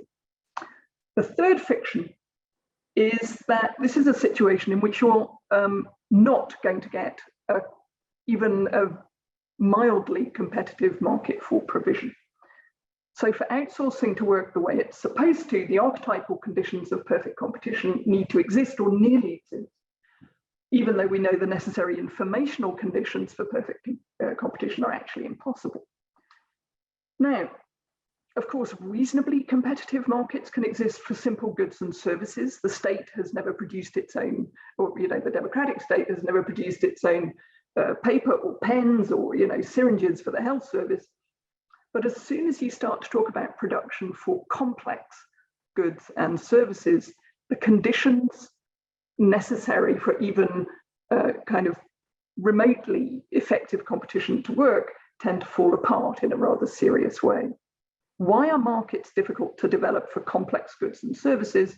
Well, let me just go quickly through a sort of quick list of problems. In the first place, there's a lack of clarity about who the customer is. there may be a range of parties with very conflicting needs, and it's the job of government historically in democracies to make those difficult choices as to where the social priority stands. But for example, if you were trying to create a market out of a probation service in the criminal justice system, who's the customer? Is it the offender? Is it the victim? Is it the government? Is it the courts? Is it society? It's far from clear. Also, particularly when public service industry markets begin, there are typically no providers with a track record in supplying that service to start with.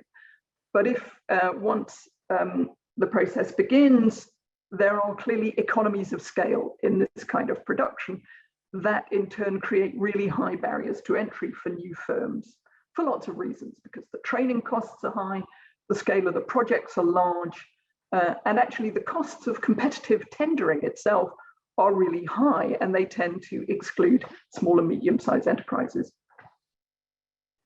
Okay, what other problems do you have with this proto-market? There's no obvious way to establish a fair market price in a lot of public services. If we go back to the probation service, what's the outcome you're pricing? Is it reoffending rates? Is it inspection rates? Is it feedback from users? What else? There's no easy way to measure performance, and I'll come back to that in a minute. Because again, which aspect of the performance are you monitoring? But also what the Soviet system tells us is that targets set up really perverse incentives, and I'll come back to that. Okay, finally, the last point we could make is when you have these economies of scale and you end up having monopoly or oligopoly providers who in turn tend to create political relationships with the state, and they end up being in control of significant sectors of the welfare state. If their performance is poor, and it typically is for reasons we can get into, a lack of alternative suppliers makes it very difficult to switch and prohibitively expensive. So what all this means is that you're very unlikely to have a competitive market for public service industry firms. And finally, the neoclassical assumption that corporations only engage in productive uses of labor and capital also turns out to be false. Both neoliberal and Soviet economic orthodoxy tends to assume that the enterprise will only function productively and in a way that in aggregate improves social welfare. Why? Because in a closed system model of the economy, one way or another, firms are serve a kind of black box function within that imaginary. So, their idea, their requirement, their functional requirement in a machine model of the economy is to translate labor and capital into production. And that leads to this incredible analytical bias in both Soviet and neoliberal economics that we just assume that that's what's going to happen. So both systems assume that corporations are only engaging in the efficient use of resources in a productive way. Such an interpretation, such an imaginary, doesn't allow for a firm that might make profits through financial extraction, through asset stripping, through the minimal provision of the service they're being paid for, even though we see in multiple cases that that's what happens in practice. So when we realize that outsourcing is basically state enterprise management in capitalist form, the Soviet experience can tell us a great deal about why this process tends not to work the way it's supposed to. And I realize I'm running out of time, actually, so David is nodding. So let me just kind of quickly say a few things. One is that the contract, in theory, is this effective junction of control and information. In practice, the more complex the good or the service, the more you're going to have an incomplete contract, where the provider very quickly ends up with much more information about what's happening on the ground than the buyer, which is the state.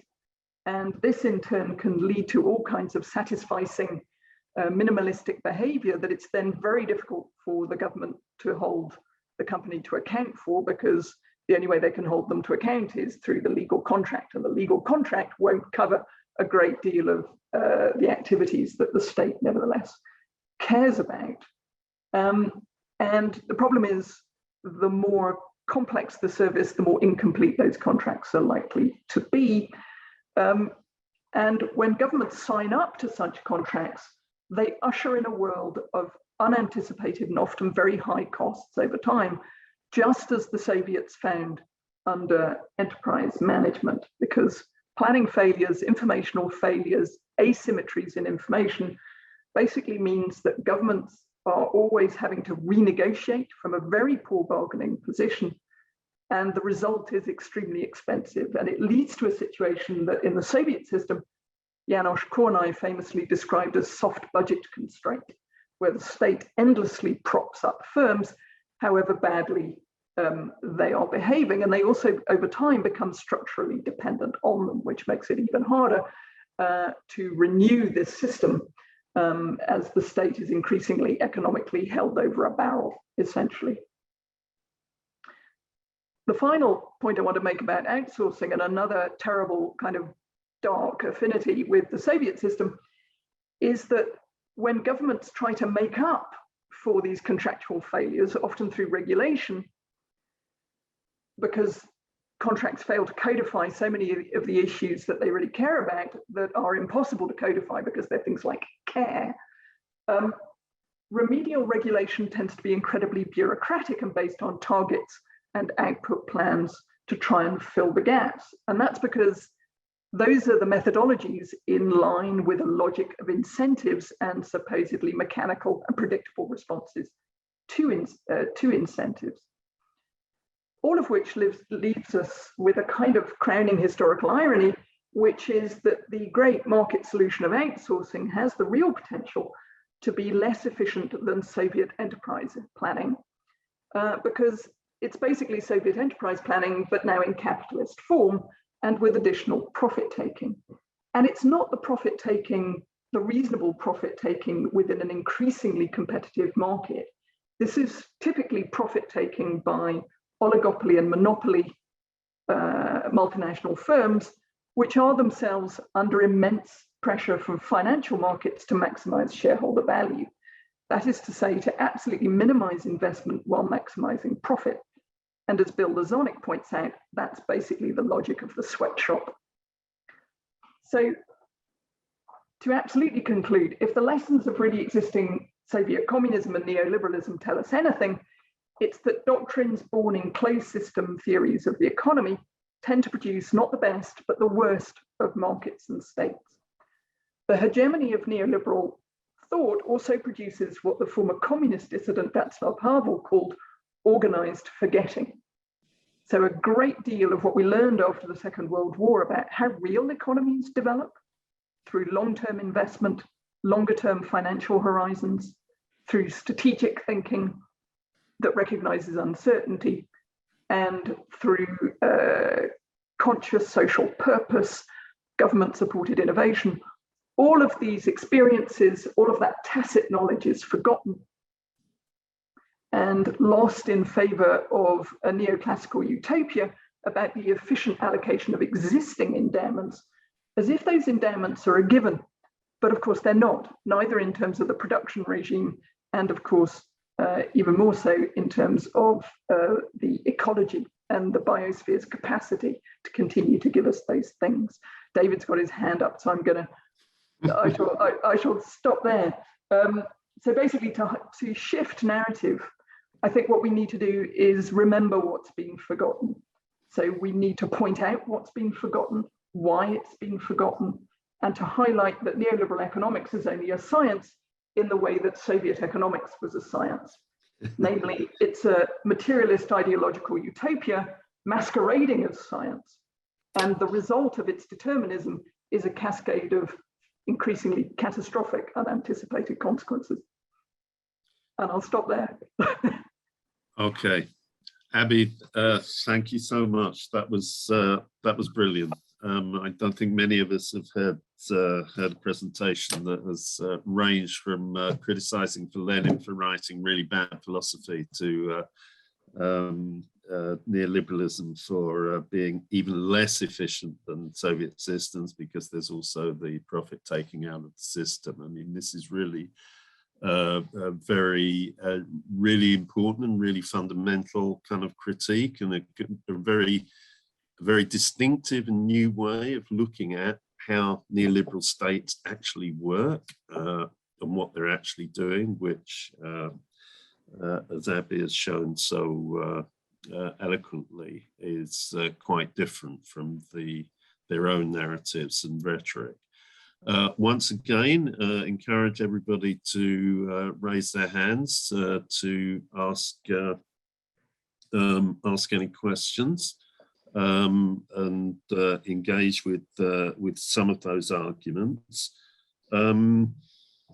Perhaps I can start by just picking up on, just asking you perhaps to expand on one area of the point that you made about the rhetoric that outsourcing creates competition isn't actually true, that there's no effective competition.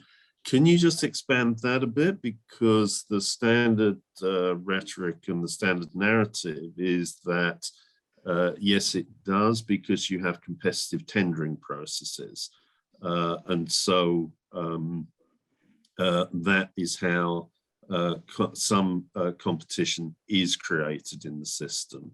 And the entity to whom the contract is finally assigned then enjoys the contract without further competition, but there is a competition at that stage. Can you explain that a bit, why procurement, competitive procurement doesn't deliver? I mean, I think there are several issues there. I think one of the problems is that big, complex public service contracts tend to be long. So the moment of competition is extremely fleeting, is one thing, right? So, you know, you have contracts of anything from 5 to 30 years. And so that moment of competition is, you know, is pretty fleeting. And the other, and again, I think this is rooted in neoclassical methodology, that there's a tendency to always have this kind of archetypal view of the corporation that exists, that doesn't look at the real nature of the corporations involved. So if you look at the real behavior of the big public service industry multinationals, they tend to endlessly buy up smaller firms in order to keep income streams developing within themselves as firms, in order to carry on paying for the very significant shareholder dividends that they're paying out. And so you have this tendency towards concentration in the public service industry market, which is absolutely dominated by very large corporations. And if you look at the UK experience, which relatively speaking has a developed public service industry market, the majority, I mean, sort of, you know, over 70% of contracts go to monopoly and oligopoly multinationals in any given sector. And over time, I mean, the Cabinet Office even developed this thing called the strategic suppliers, who are precisely these enormous firms with whom they have long-term relationships. And that those informal relations, you know, they needed to develop informal relationships because contracts proved so endlessly problematic. So they're always trying to make up for contract failures. But those informal relationships not only start to muddy the idea of this being a world of competitive market applications. It's actually a very politicized market. There's a lot of lobbying in it. And the real risk in terms of state capture is it's a very short step for informal relationships to become corrupt relationships, depending on, you know, the issues of regulation in any particular economy. So economies of scale tend towards large providers, and barriers to entry tend to maintain that. The firms themselves tend to hoover up competitors, so that they're constantly tending towards concentration. So the empirical market is extremely different from the theoretical market, even though competitive tendering exists. But it's like the fleeting moment of market-like behavior in an otherwise highly imperfect market. Yeah. Okay, thanks. Thanks very much for that. Jenny, do you want to raise an issue? No, sorry, I didn't raise my hands to ask the questions, but I just want to point out what Abby said, which is absolutely spot on and aligns with a lot of work that we do, empirical work that we do. Is exactly what you say about the empirical markets is actually very different from the theoretical markets. And I think it's worth pointing out that neoliberalism being practiced in different countries, even though that we have tried to adapt bits of it in, for example, in a lot of emerging markets and developing markets, it still somewhat actually leads on to the favor or favorable treatments by the government towards, oligopolistic companies or the major companies, no matter what, even we say that we're trying to make it a competitive tendering process. So I think it's really, really important that we pointed out. Thank you so much, Abby. Excellent. Thank you. Yeah. Just a very quick follow-up on that. If you look at a small or medium-sized enterprise trying to get into this market, if the application processes, the tendering processes are very expensive. I mean, they take a lot of work to do it. And if that SME doesn't get it, they've lost weeks of time. So the opportunity cost for those companies is enormous. Serco, Kia, you name it, the big multinational companies have entire back offices whose only task is applying for government tenders. So the opportunity costs in a very expensive, complex process kind of excludes SMEs, even if they have the logistical capacity to deliver the kind of services that are being tendered in the first place. So it's a real contradiction between the theory of markets for simple goods and the reality of markets for complex goods. And if you look at private markets for complex goods, if you look at the production regimes that are most effective at competing in those markets, if you look at German manufacturing of complex goods, there are a lot of non-market systems in German manufacturing. There's long-term investment, there's a lot of cooperation, even between firms on training and research and technological development, or R&D spending. It's a relational form of capitalism. So actually, even if we were looking for private sector analogies, rather than private sector theory, if we were looking for real capitalist analogies to complex production, we wouldn't be doing what we're doing. We'd be copying German manufacturing, which is very different from neoliberal kind of purely market and price-oriented coordination. Yeah. Can I just raise one final point? Because I thought one of the impressive and interesting things about what you were saying was that although you criticized the neoliberal state, etc., in terms of the economic narratives, you are absolutely head-on clear that this is not just the economic narrative chosen by particularly neoliberal economists. These are the essential economic narratives of neoclassical economics itself. Huh? Well, that's a really important point, I think, because a lot of economists who are neoclassical economists are not neoliberals or wouldn't think of themselves as neoliberals. They would say, no, we use models of perfect competition as a heuristic device, as a benchmark for critiquing how far real economies or real markets or real situations fall from that perfect benchmark. And it does produce useful theory. I mean, the whole theory of incomplete contracts is so-called second best world kind of neoclassical economics, which uses the perfect contract and then critiques the sort of what happens when you have limited information rather than perfect information. The problem, the kind of discrete utopianism in second best world neoclassical economics, is that it assumes that if you mend market failures, you're in a world of the perfectly efficient market whole. It's a point Brian Loseby makes, that mend the points of breakage in a market and you have this perfectly efficient machine.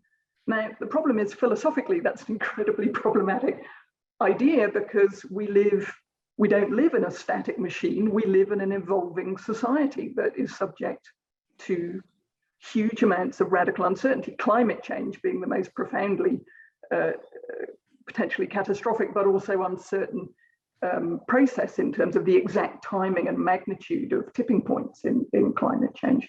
So what looks like clever technocratic microeconomic critique is very discreetly but completely utopian, because it says if we mend these failures, then we'll be in this world of perfect efficiency. And in the UK case, one of the consequences of that is the Labour Party, that became very second best world neoclassical, has endlessly come up with solutions for microeconomic market failures at particular points of informational lack, say, even as the wider capitalist system becomes more and more dysfunctional and corporations become, tend greater, sort of more and more towards monopoly and concentration, and financialization, deepens.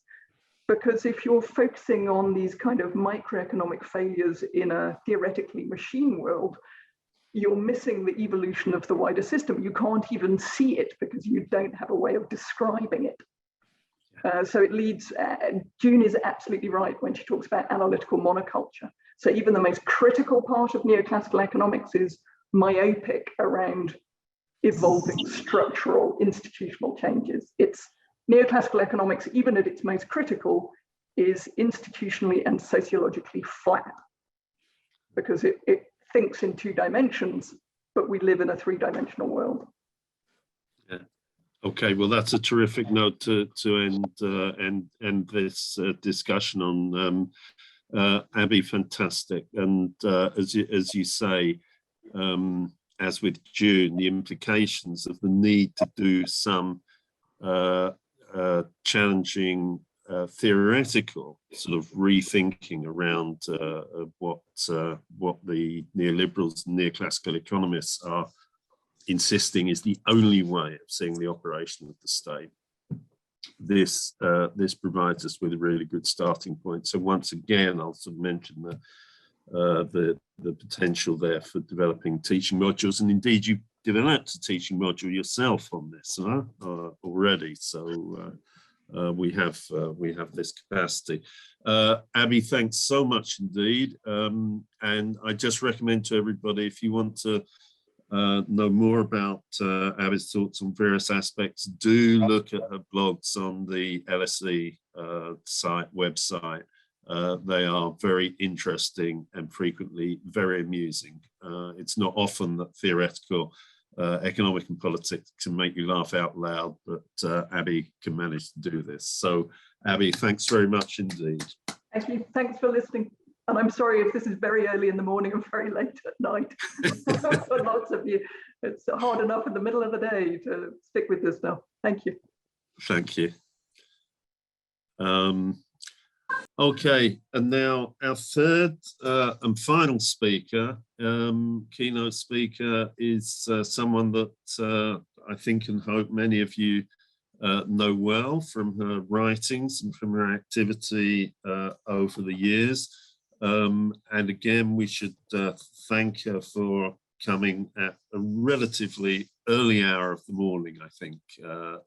Isabel, you can tell us what time it is. So it's my great pleasure to introduce Isabel Ortiz. She's going to make a presentation about austerity 2021 to 25 and alternatives, which is a great future-looking title, reminding us that we are facing austerity for the next 3 years already. Isabel is director of the Global Social Justice Program at Joseph Stiglitz Initiative for Policy Dialogue at Columbia University, and she's been in that position since 2019. But for 15 years before that, she worked in a series of international institutions, including the ILO, UNICEF, and UNDESA. And over the last decade, she's published a series of papers excoriating the austerity policies widely adopted by governments. Isabel, I remember first seeing yours around the time of the financial crisis, 2008, but no doubt you were developing it before then. She's continued to insistently monitor these austerity policies and their impacts in actuality. It's an absolute model of focused public interest research, pointing out the actualities of what's happening. And in the process, insisting that there are much better and more effective economic policies. And she's also started dovetailing her research to the action by social movements and others that her most recent report is actually a report mapping protests worldwide and the reasons for them, which itself is a great contribution to the issues we're talking about. So with that, Isabel, can I hand over to you, and would you invite you to share your screen? Jenny will make sure all this works, I hope. Yes, thank you very much, David. I have to say that every year I hope that this austerity report is going to be last, because, you know, how long can you keep with an outdated set of policies? But very unfortunately, it seems to be getting worse and worse. Our latest report before this one last, it was called Austerity, the New Normal. And that is the thing. It has become a blueprint of policies that have regressive impacts. And as we're going to discuss, they are not necessary. So the focus of this presentation, if I manage to share the screen, is it working? Wonderful. So now this. Very good. So this presentation is going to talk once more about the new wave of austerity that is going to happen from this year onwards up to 2025. And this does not mean to be the case. I mean, there is citizen action and public policies that can look for alternatives and make that this does not happen. But this is how the IMF and the ministries of finance are seeing the world in this year. And in red, what we have here is the number of the countries projected to contract government expenditure in terms of GDP this year in 2022. And as you can see, the whole world is on fire. I mean, virtually all countries are cutting to more or less degree their public spending. And this is based on the IMF fiscal projections contained on the World Economic Outlook, the WEO. This is public information, and it's not modified. It's simply what the projections tell us. And they go on to 2025. We'll see that slide later. And later we're going to see also the composition, how this adjustment is happening. So what happened? And this is very interesting. It actually in 2020 was a year of fiscal expansion. Most countries of the world expanded public expenditures to cope with the coronavirus pandemic. They had emergency health expenditures, fiscal stimulus plans to protect jobs and the economy, and temporary social protection programs. Most countries, this support was actually sufficient. If you look at the whole, the whole lot of countries, 192. However, it did happen. IMF advice at the time advised countries not to cut public expenditures, actually to increase health expenditures too. And we're going to look at that more. But since 2021, public expenditures have been cut. And this year, as we're talking just now, 159 countries are cutting public expenditures. So this post-pandemic shock is premature, severe, and it's done at a time where public support is much needed. These refers only to health expenditures in 2020 and IMF advice. So in blue are the countries that were advised to expand health expenditures. And I think this slide because it's interesting. Even at the time, there was no hesitation that health was needed. Some countries were advised to also increase expenditures, which are in yellow, and some to severe reforms, like are in red, like Belgium or Japan. For the rest, even in 2020, IMF was advising fiscal consolidation or austerity measures. This is only 2020. We're now going to pass 2020 and focus 10 years after. So I want you to explain you the story. What happened since 2008, which is the first year that you see there, up to 2025, when IMF fiscal projections stopped.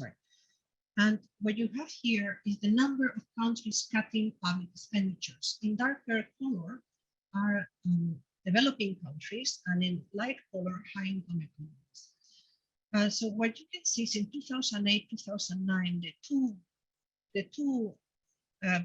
two first years, very few countries, that's at the beginning of the global financial crisis, very few countries cut public expenditures. And the same happens here in 2020. You see this is very, very small number of countries, only 22 cut public expenditures. There are always countries, there are 192 countries, so there are countries always special circumstances.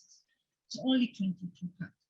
But the interesting thing is that what we see here is very short periods of fiscal expansion, and with most countries 2008, 2009, and 2020, where countries were expanding public expenditures, and long periods of fiscal contraction or austerity that happened after that. So after the financial crisis, since 2010 to 2019, the majority of countries were cutting public expenditures, and we differentiated developing countries from high-income economies because most people were saying that austerity was only a European phenomenon. This is not true at all. Cuts were more pronounced and larger in developing countries than in Europe. But what is worse is what is coming now, which is in red. So from 2022, this year, onwards to 2025, what we can see is a tsunami of cuts that is coming. And again, it's Isabel, can I just interrupt briefly? Can you try to improve the quality of your audio, that we're not hearing you totally clearly? Very sorry. I'll try to scream to loud my voice. Very sorry. So from 2022 to 2025, as you can see in red, the majority of countries are going to be cutting public expenditures. It's like a tsunami of cuts coming. And the majority, again, are in developing countries, as well as, of course, high-income economies, but the majority of cuts are in developing countries.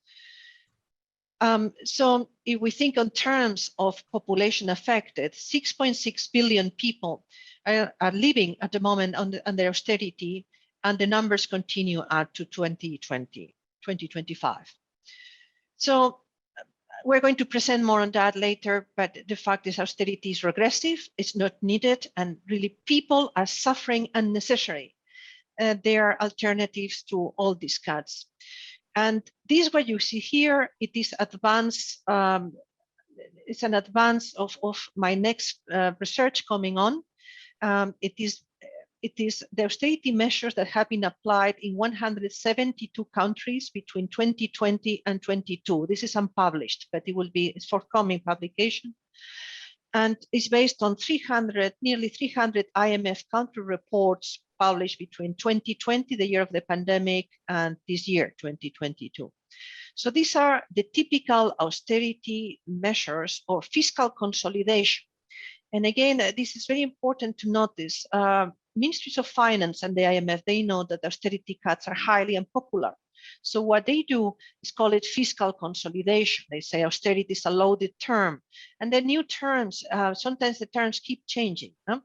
And also these reforms are presented in a very nuanced manner. For instance, the first one, The first one, targeting social protection, is often presented as an improvement of the social protection system, but it is not. It is a social protection system covers this number of people, let's say from here to there. By targeting more to the poorest, what you are doing is reducing coverage. So less people are going to be covered by social protection measures at a time that is most needed, because the world, is struggling to move off after the coronavirus pandemic. So targeting social protection is not the way to go, and is additionally against human rights and international conventions signed by all countries, for which social protection is to be expanded and to cover all population in need. And this is happening in as many as 120 countries, the majority developing countries. The second most common measure is wage bill cuts or caps. And this refers to the salary and number of civil servants working in the public sector. Now, generally looked at, the majority of them are teachers, civil servants at the local level, and also health workers. So the reality is that, while the rhetoric may have seen increase your health expenditures, in reality, many public sector workers are expected to be cut in their numbers or the salaries, which negatively affects people in countries. The third most common measure is eliminating subsidies, and we're going to talk that later. The fourth most common measure are pension reforms in 74 countries. And this refers cutting the benefits for pensioners and or doing pension reforms. In 71 countries, SOE reforms, state-owned enterprise reforms, and this generally refers to energy or water supply services provided as public services. 60 countries are expected to engage in labor flexibilization, 55 with PPPs, 47 since 2020 to 22. They have discussion on the tax wage or reducing or waiving social security contributions. And this is done as a kind of support to employers, to enterprises as a time of the crisis. However, by doing that, you are eroding social security systems and the future sustainability. Other measures could have been taken, but not eroding the sustainability of social security systems. About 35 countries talk about privatization, 28 fees for public services, and even 18 cut health expenditures. So this is indicative, as we had mentioned, these measures are regressive. And I wanted to focus in two of them because they are less obvious to people. One is reducing food and fuel subsidies. Now, there's of course a logic to reduce fuel subsidies, but I need to explain. I mean, the fuel subsidies are universal and benefit generally everybody, all the population, because they're universal. So the general policy is to reduce that, by which then transport costs go up, having a cascade effect on the prices of food and any other item, transport, etc. And then the policy, the blueprint is I reduce the universal subsidy that benefits everybody. And then I do a very targeted small safety net for the poorest. Now, the problem here, the compensation mechanism is wrong. And let me give you an example. In Ghana, the fuel subsidy was eliminated and it cost over $1 billion. And then it was replaced by a very small safety net called the LEAP program that cost 20 million. So the thing is, you see there's 1 billion on savings that you don't know where they go. And then they put a very small safety net for the poorest only, that is only 20 million. The difference, where the cost savings went. And these cost savings will be used to actually strengthen really the social security system, ensure that they become universal with adequate benefits for everybody and other important public programs needed. But however, no, they are replaced by a very small safety nets to the poorest. This is de facto punishing middle classes in most countries. And I need to remind you, in developing countries, the middle classes are very low income. It's not like in Europe. The incomes are really, really low. And many people are actually bordering the poverty line.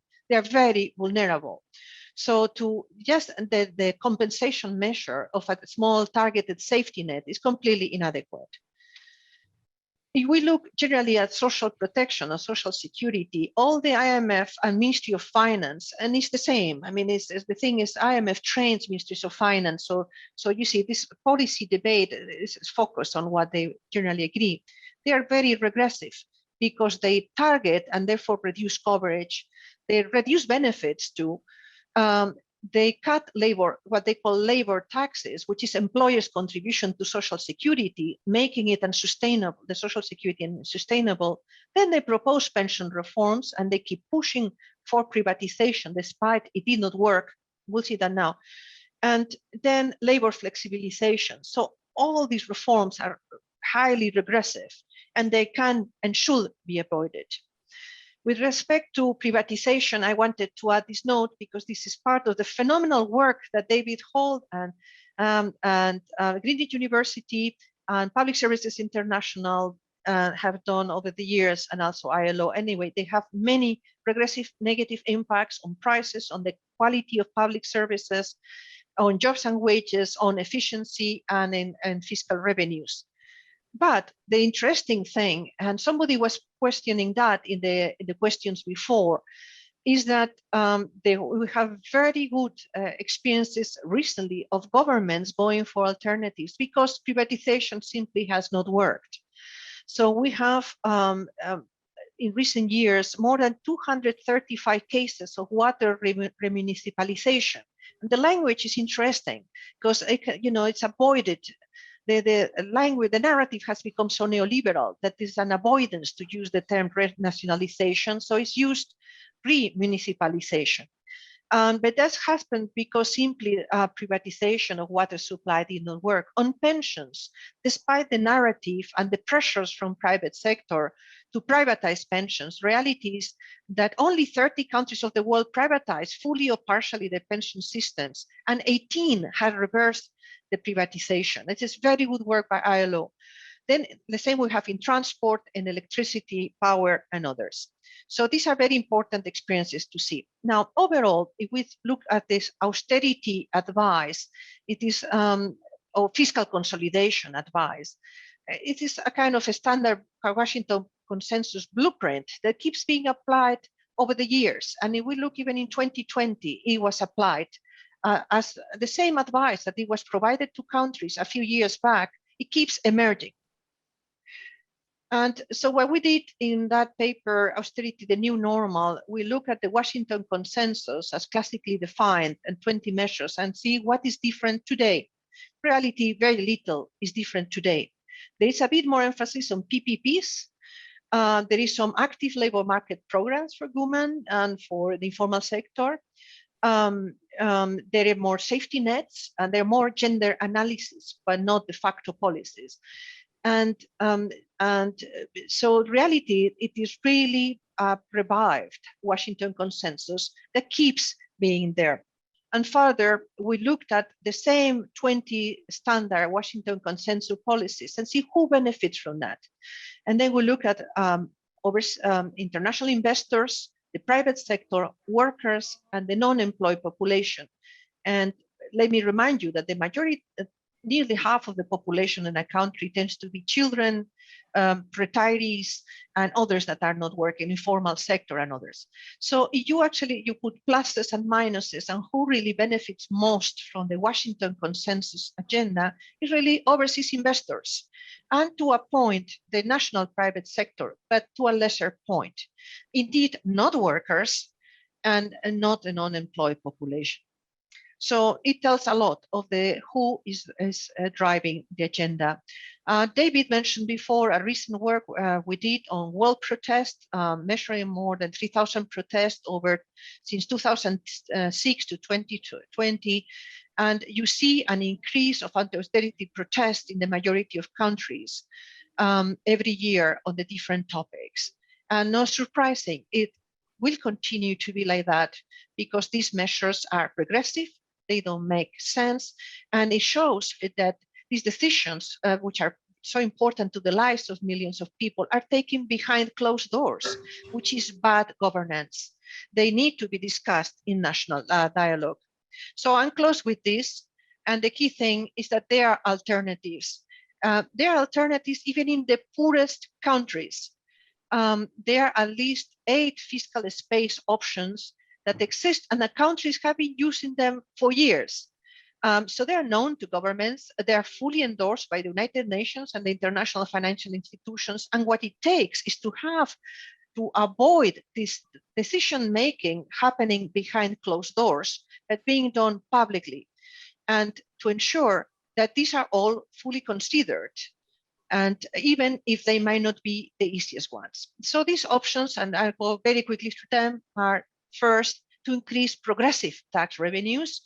That means avoiding VAT, which is the most normal measure that is taken, and go for income and wealth taxation and corporate taxes, including to the financial sector that generally pays very little tax in the majority of countries. And we have phenomenal examples over the years. For instance, in Mongolia, a little tax on copper exports financed universal child benefits for all Mongolian children.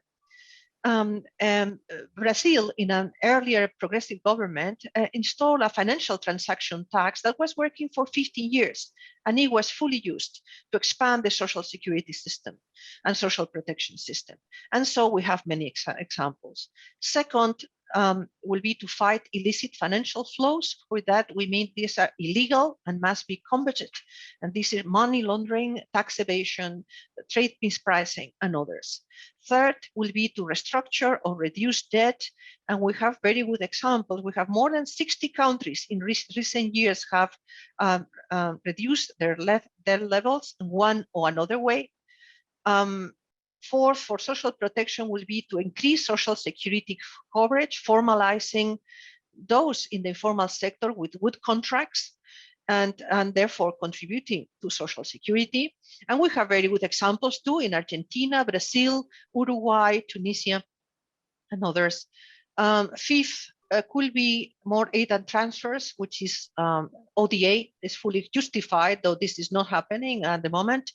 6 will be to tap into fiscal and foreign exchange reserves, and that sounds obscure, but I want to show you that most central banks have enormous reserves of funds, and this is the general accepted rule is 4 months of exports and imports, just in prediction, of some imbalance. But central banks have much more there in accumulated reserves. So reality is that could be used for, public programs much needed for the population. 7th will be to adopt more accommodative macroeconomic frameworks, and 8th to reallocate public expenditures, replacing high cost and low social impact expenditures, for instance, defense. And we have with examples like Costa Rica or Thailand that reduce defense spending to precisely, promote universal health and social protection.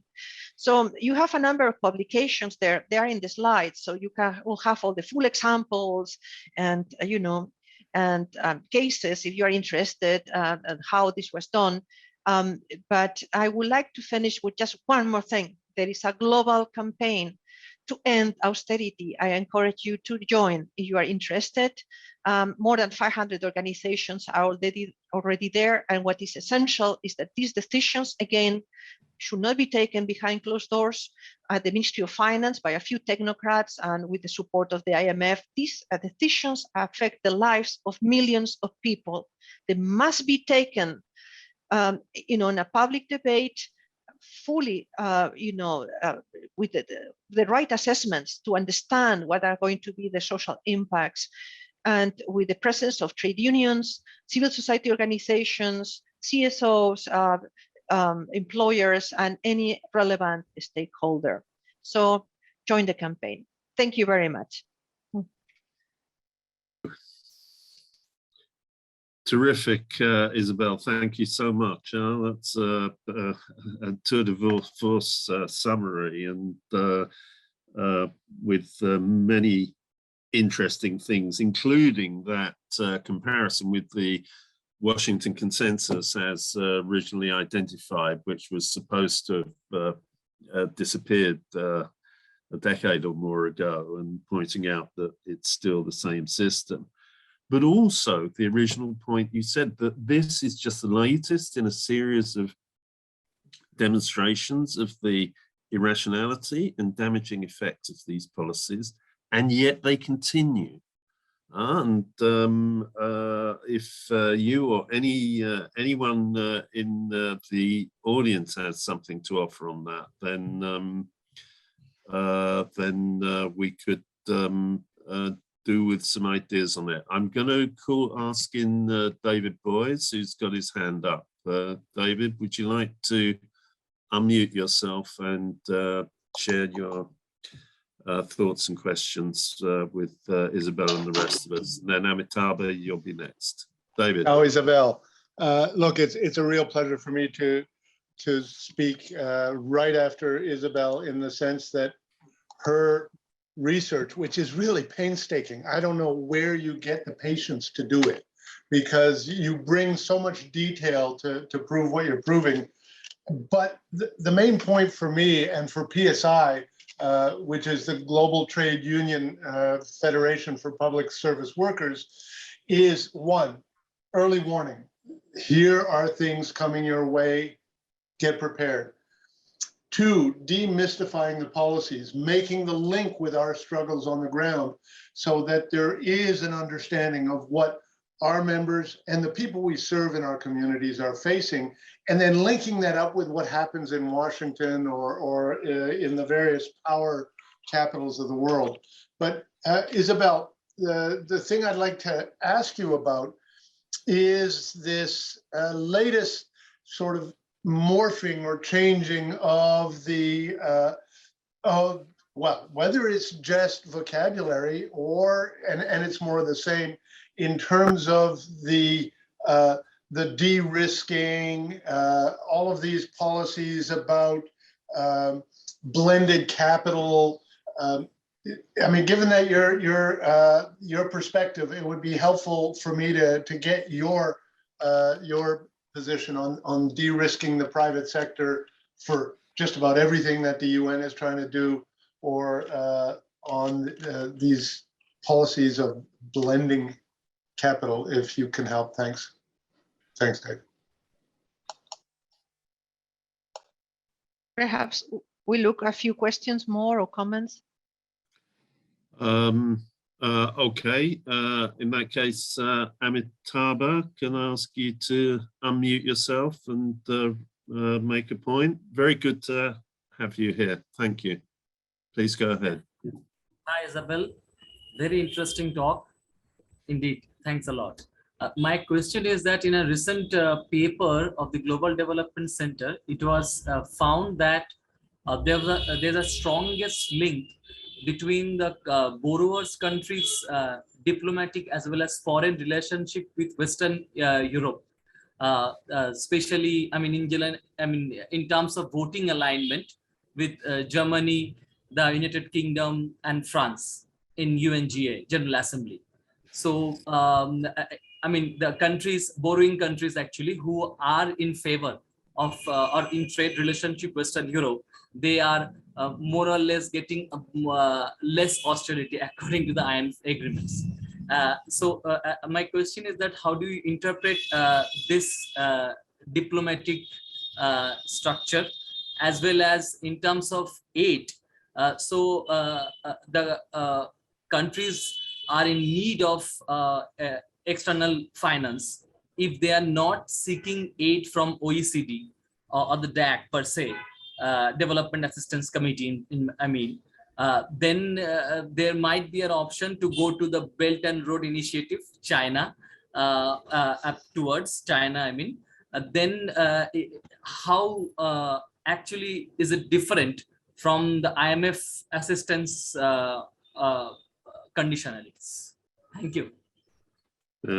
Okay, thank you, Mitaba, and especially for mentioning China. Another distinctive feature of this conference is it's okay to talk about China. It's 1/6 of the world, which isn't normally the rule in academic meetings and so on. I'll take the third question from Baba. Baba, very good to see you here too. Please go ahead. Thank you. Good to see you, David, and very good to see you, Isabel. Well, one of the things I loved about the presentation, not only analyze the problem and also point out alternatives, but there was a fighting end to it about coalition building. And so for me, the question essentially would be this: in shifting the narrative, theoretically linking to the practical of to what extent could an overarching call for a new global social justice order, or by whatever name called, feed into being able to concretely shift things. For example, let me give a bit of a background. It's obvious that the devil of neoliberalism was built on the ruins of the agitation for a new international economic order. And since then, one of the things is that the neoliberals have determined what is consensus, Washington consensus, post-Washington consensus, and all that jazz. You know, but what you've had at best in terms of alternative consensus building have kind of lacked much punch. I mean, with all apologies, our common future and this, la, di, da, da. So to what extent, how can we re-envision in the kind of holistic sense that drove earlier projects, and taking on board this anti-austerity angle in that process? Thank you. Over. Yeah. Okay, thanks, Baba. So Isabel, over back to you with those three questions. Thank you. There are actually many questions, including yours. I'm going to start by yours, actually. You asked why, if the Washington consensus has been so criticized, why we continue with it. Actually, I think that the main reason, well, there are two reasons. One, because the international organizations and Ministry of Finance, I mean, this is a culture that is nurtured. But on the other hand, it's about short-term policy making. So what happens is that a country, government is found in a moment, a moment like now, that they have a situation of, fiscal deficit and increasing debt, and then now interest rates are rising, etc. Then they get advice from the IMF, and they think alike, and then they go there and say, well, let's see, what can we cut? Where can we cut? And cuts can be very quick. I mean, you can do a cut overnight. However, you cannot do a tax reform overnight. It's going to take you years, okay? So what they do is they look and they go trimming, and they keep cutting from all sides they can. And now they are aware that this is unpopular. That's why they keep claiming, that this is very interesting. Like IMF at the global level says that they're not doing austerity, but at the country level, they do, okay? So there's awareness that this is a bad policy, and indeed it is. And we have seen like this week, I mean, Ecuador is on fire. People are on the streets because of cutting a fuel subsidy, among many other things, for the reasons stated in the presentation before.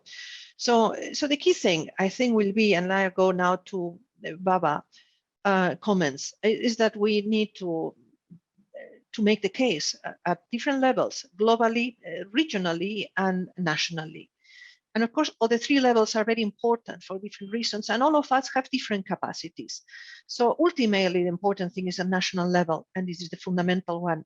But still, it does help to get things moving at regional and global level, particularly at global level, because that, a change in the IMF, let's say, will be very influential, in others.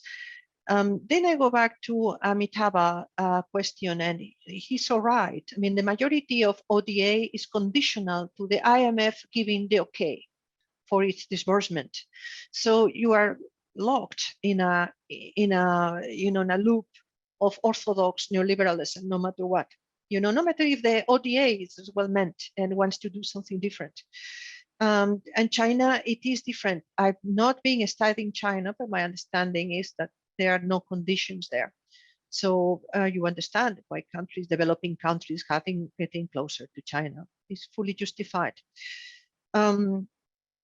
With respect to David, David put, of course, let me say that the analysis that PSI has been doing with Greenwich University is remarkable. And it has been feeding with a lot of evidence that was not really known, because the narrative, the orthodox narrative says that, the world will work better with, with more neoliberal regulations, policies, more private sector, etc.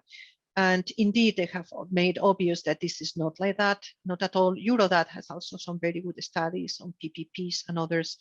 And what is very important here is actually to look at the contingent liabilities that they are creating to the public sector. So actually, you may install a PPP, which it may be a de facto immediate saving on your public budget, but the reality is over time, these put large expenditures on the budget, and the documentation on that and the bringing the evidence of that, it is very important. And also going on that, following David's rationale, explanation, reality is if you look at all the pandemic support, it has supported mostly, it has not been as much a people's recovery as a corporate recovery.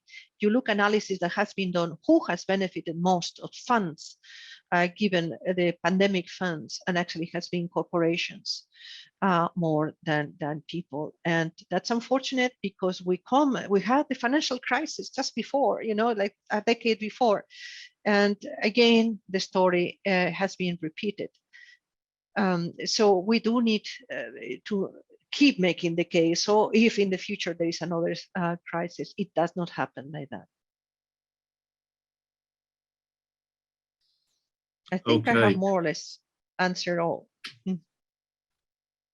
Yeah, I think so, Isabel, and thank you so much. That was fantastic, fantastic presentation. And as usual, as David Boyes said, I mean, as David Boyes and Baba said, I think astonishingly intensive empirical research behind that.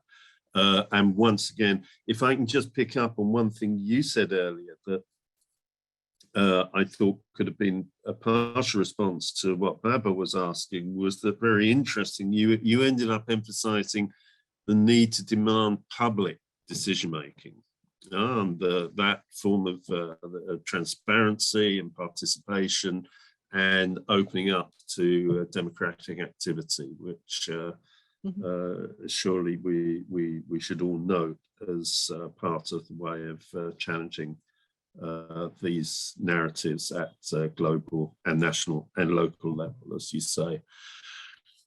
We'll continue to come back to these themes during the course of the rest of the conference, but I think that's been a terrific start. So thanks once again to June, to Abby and to Isabel for launching us so powerfully and interestingly.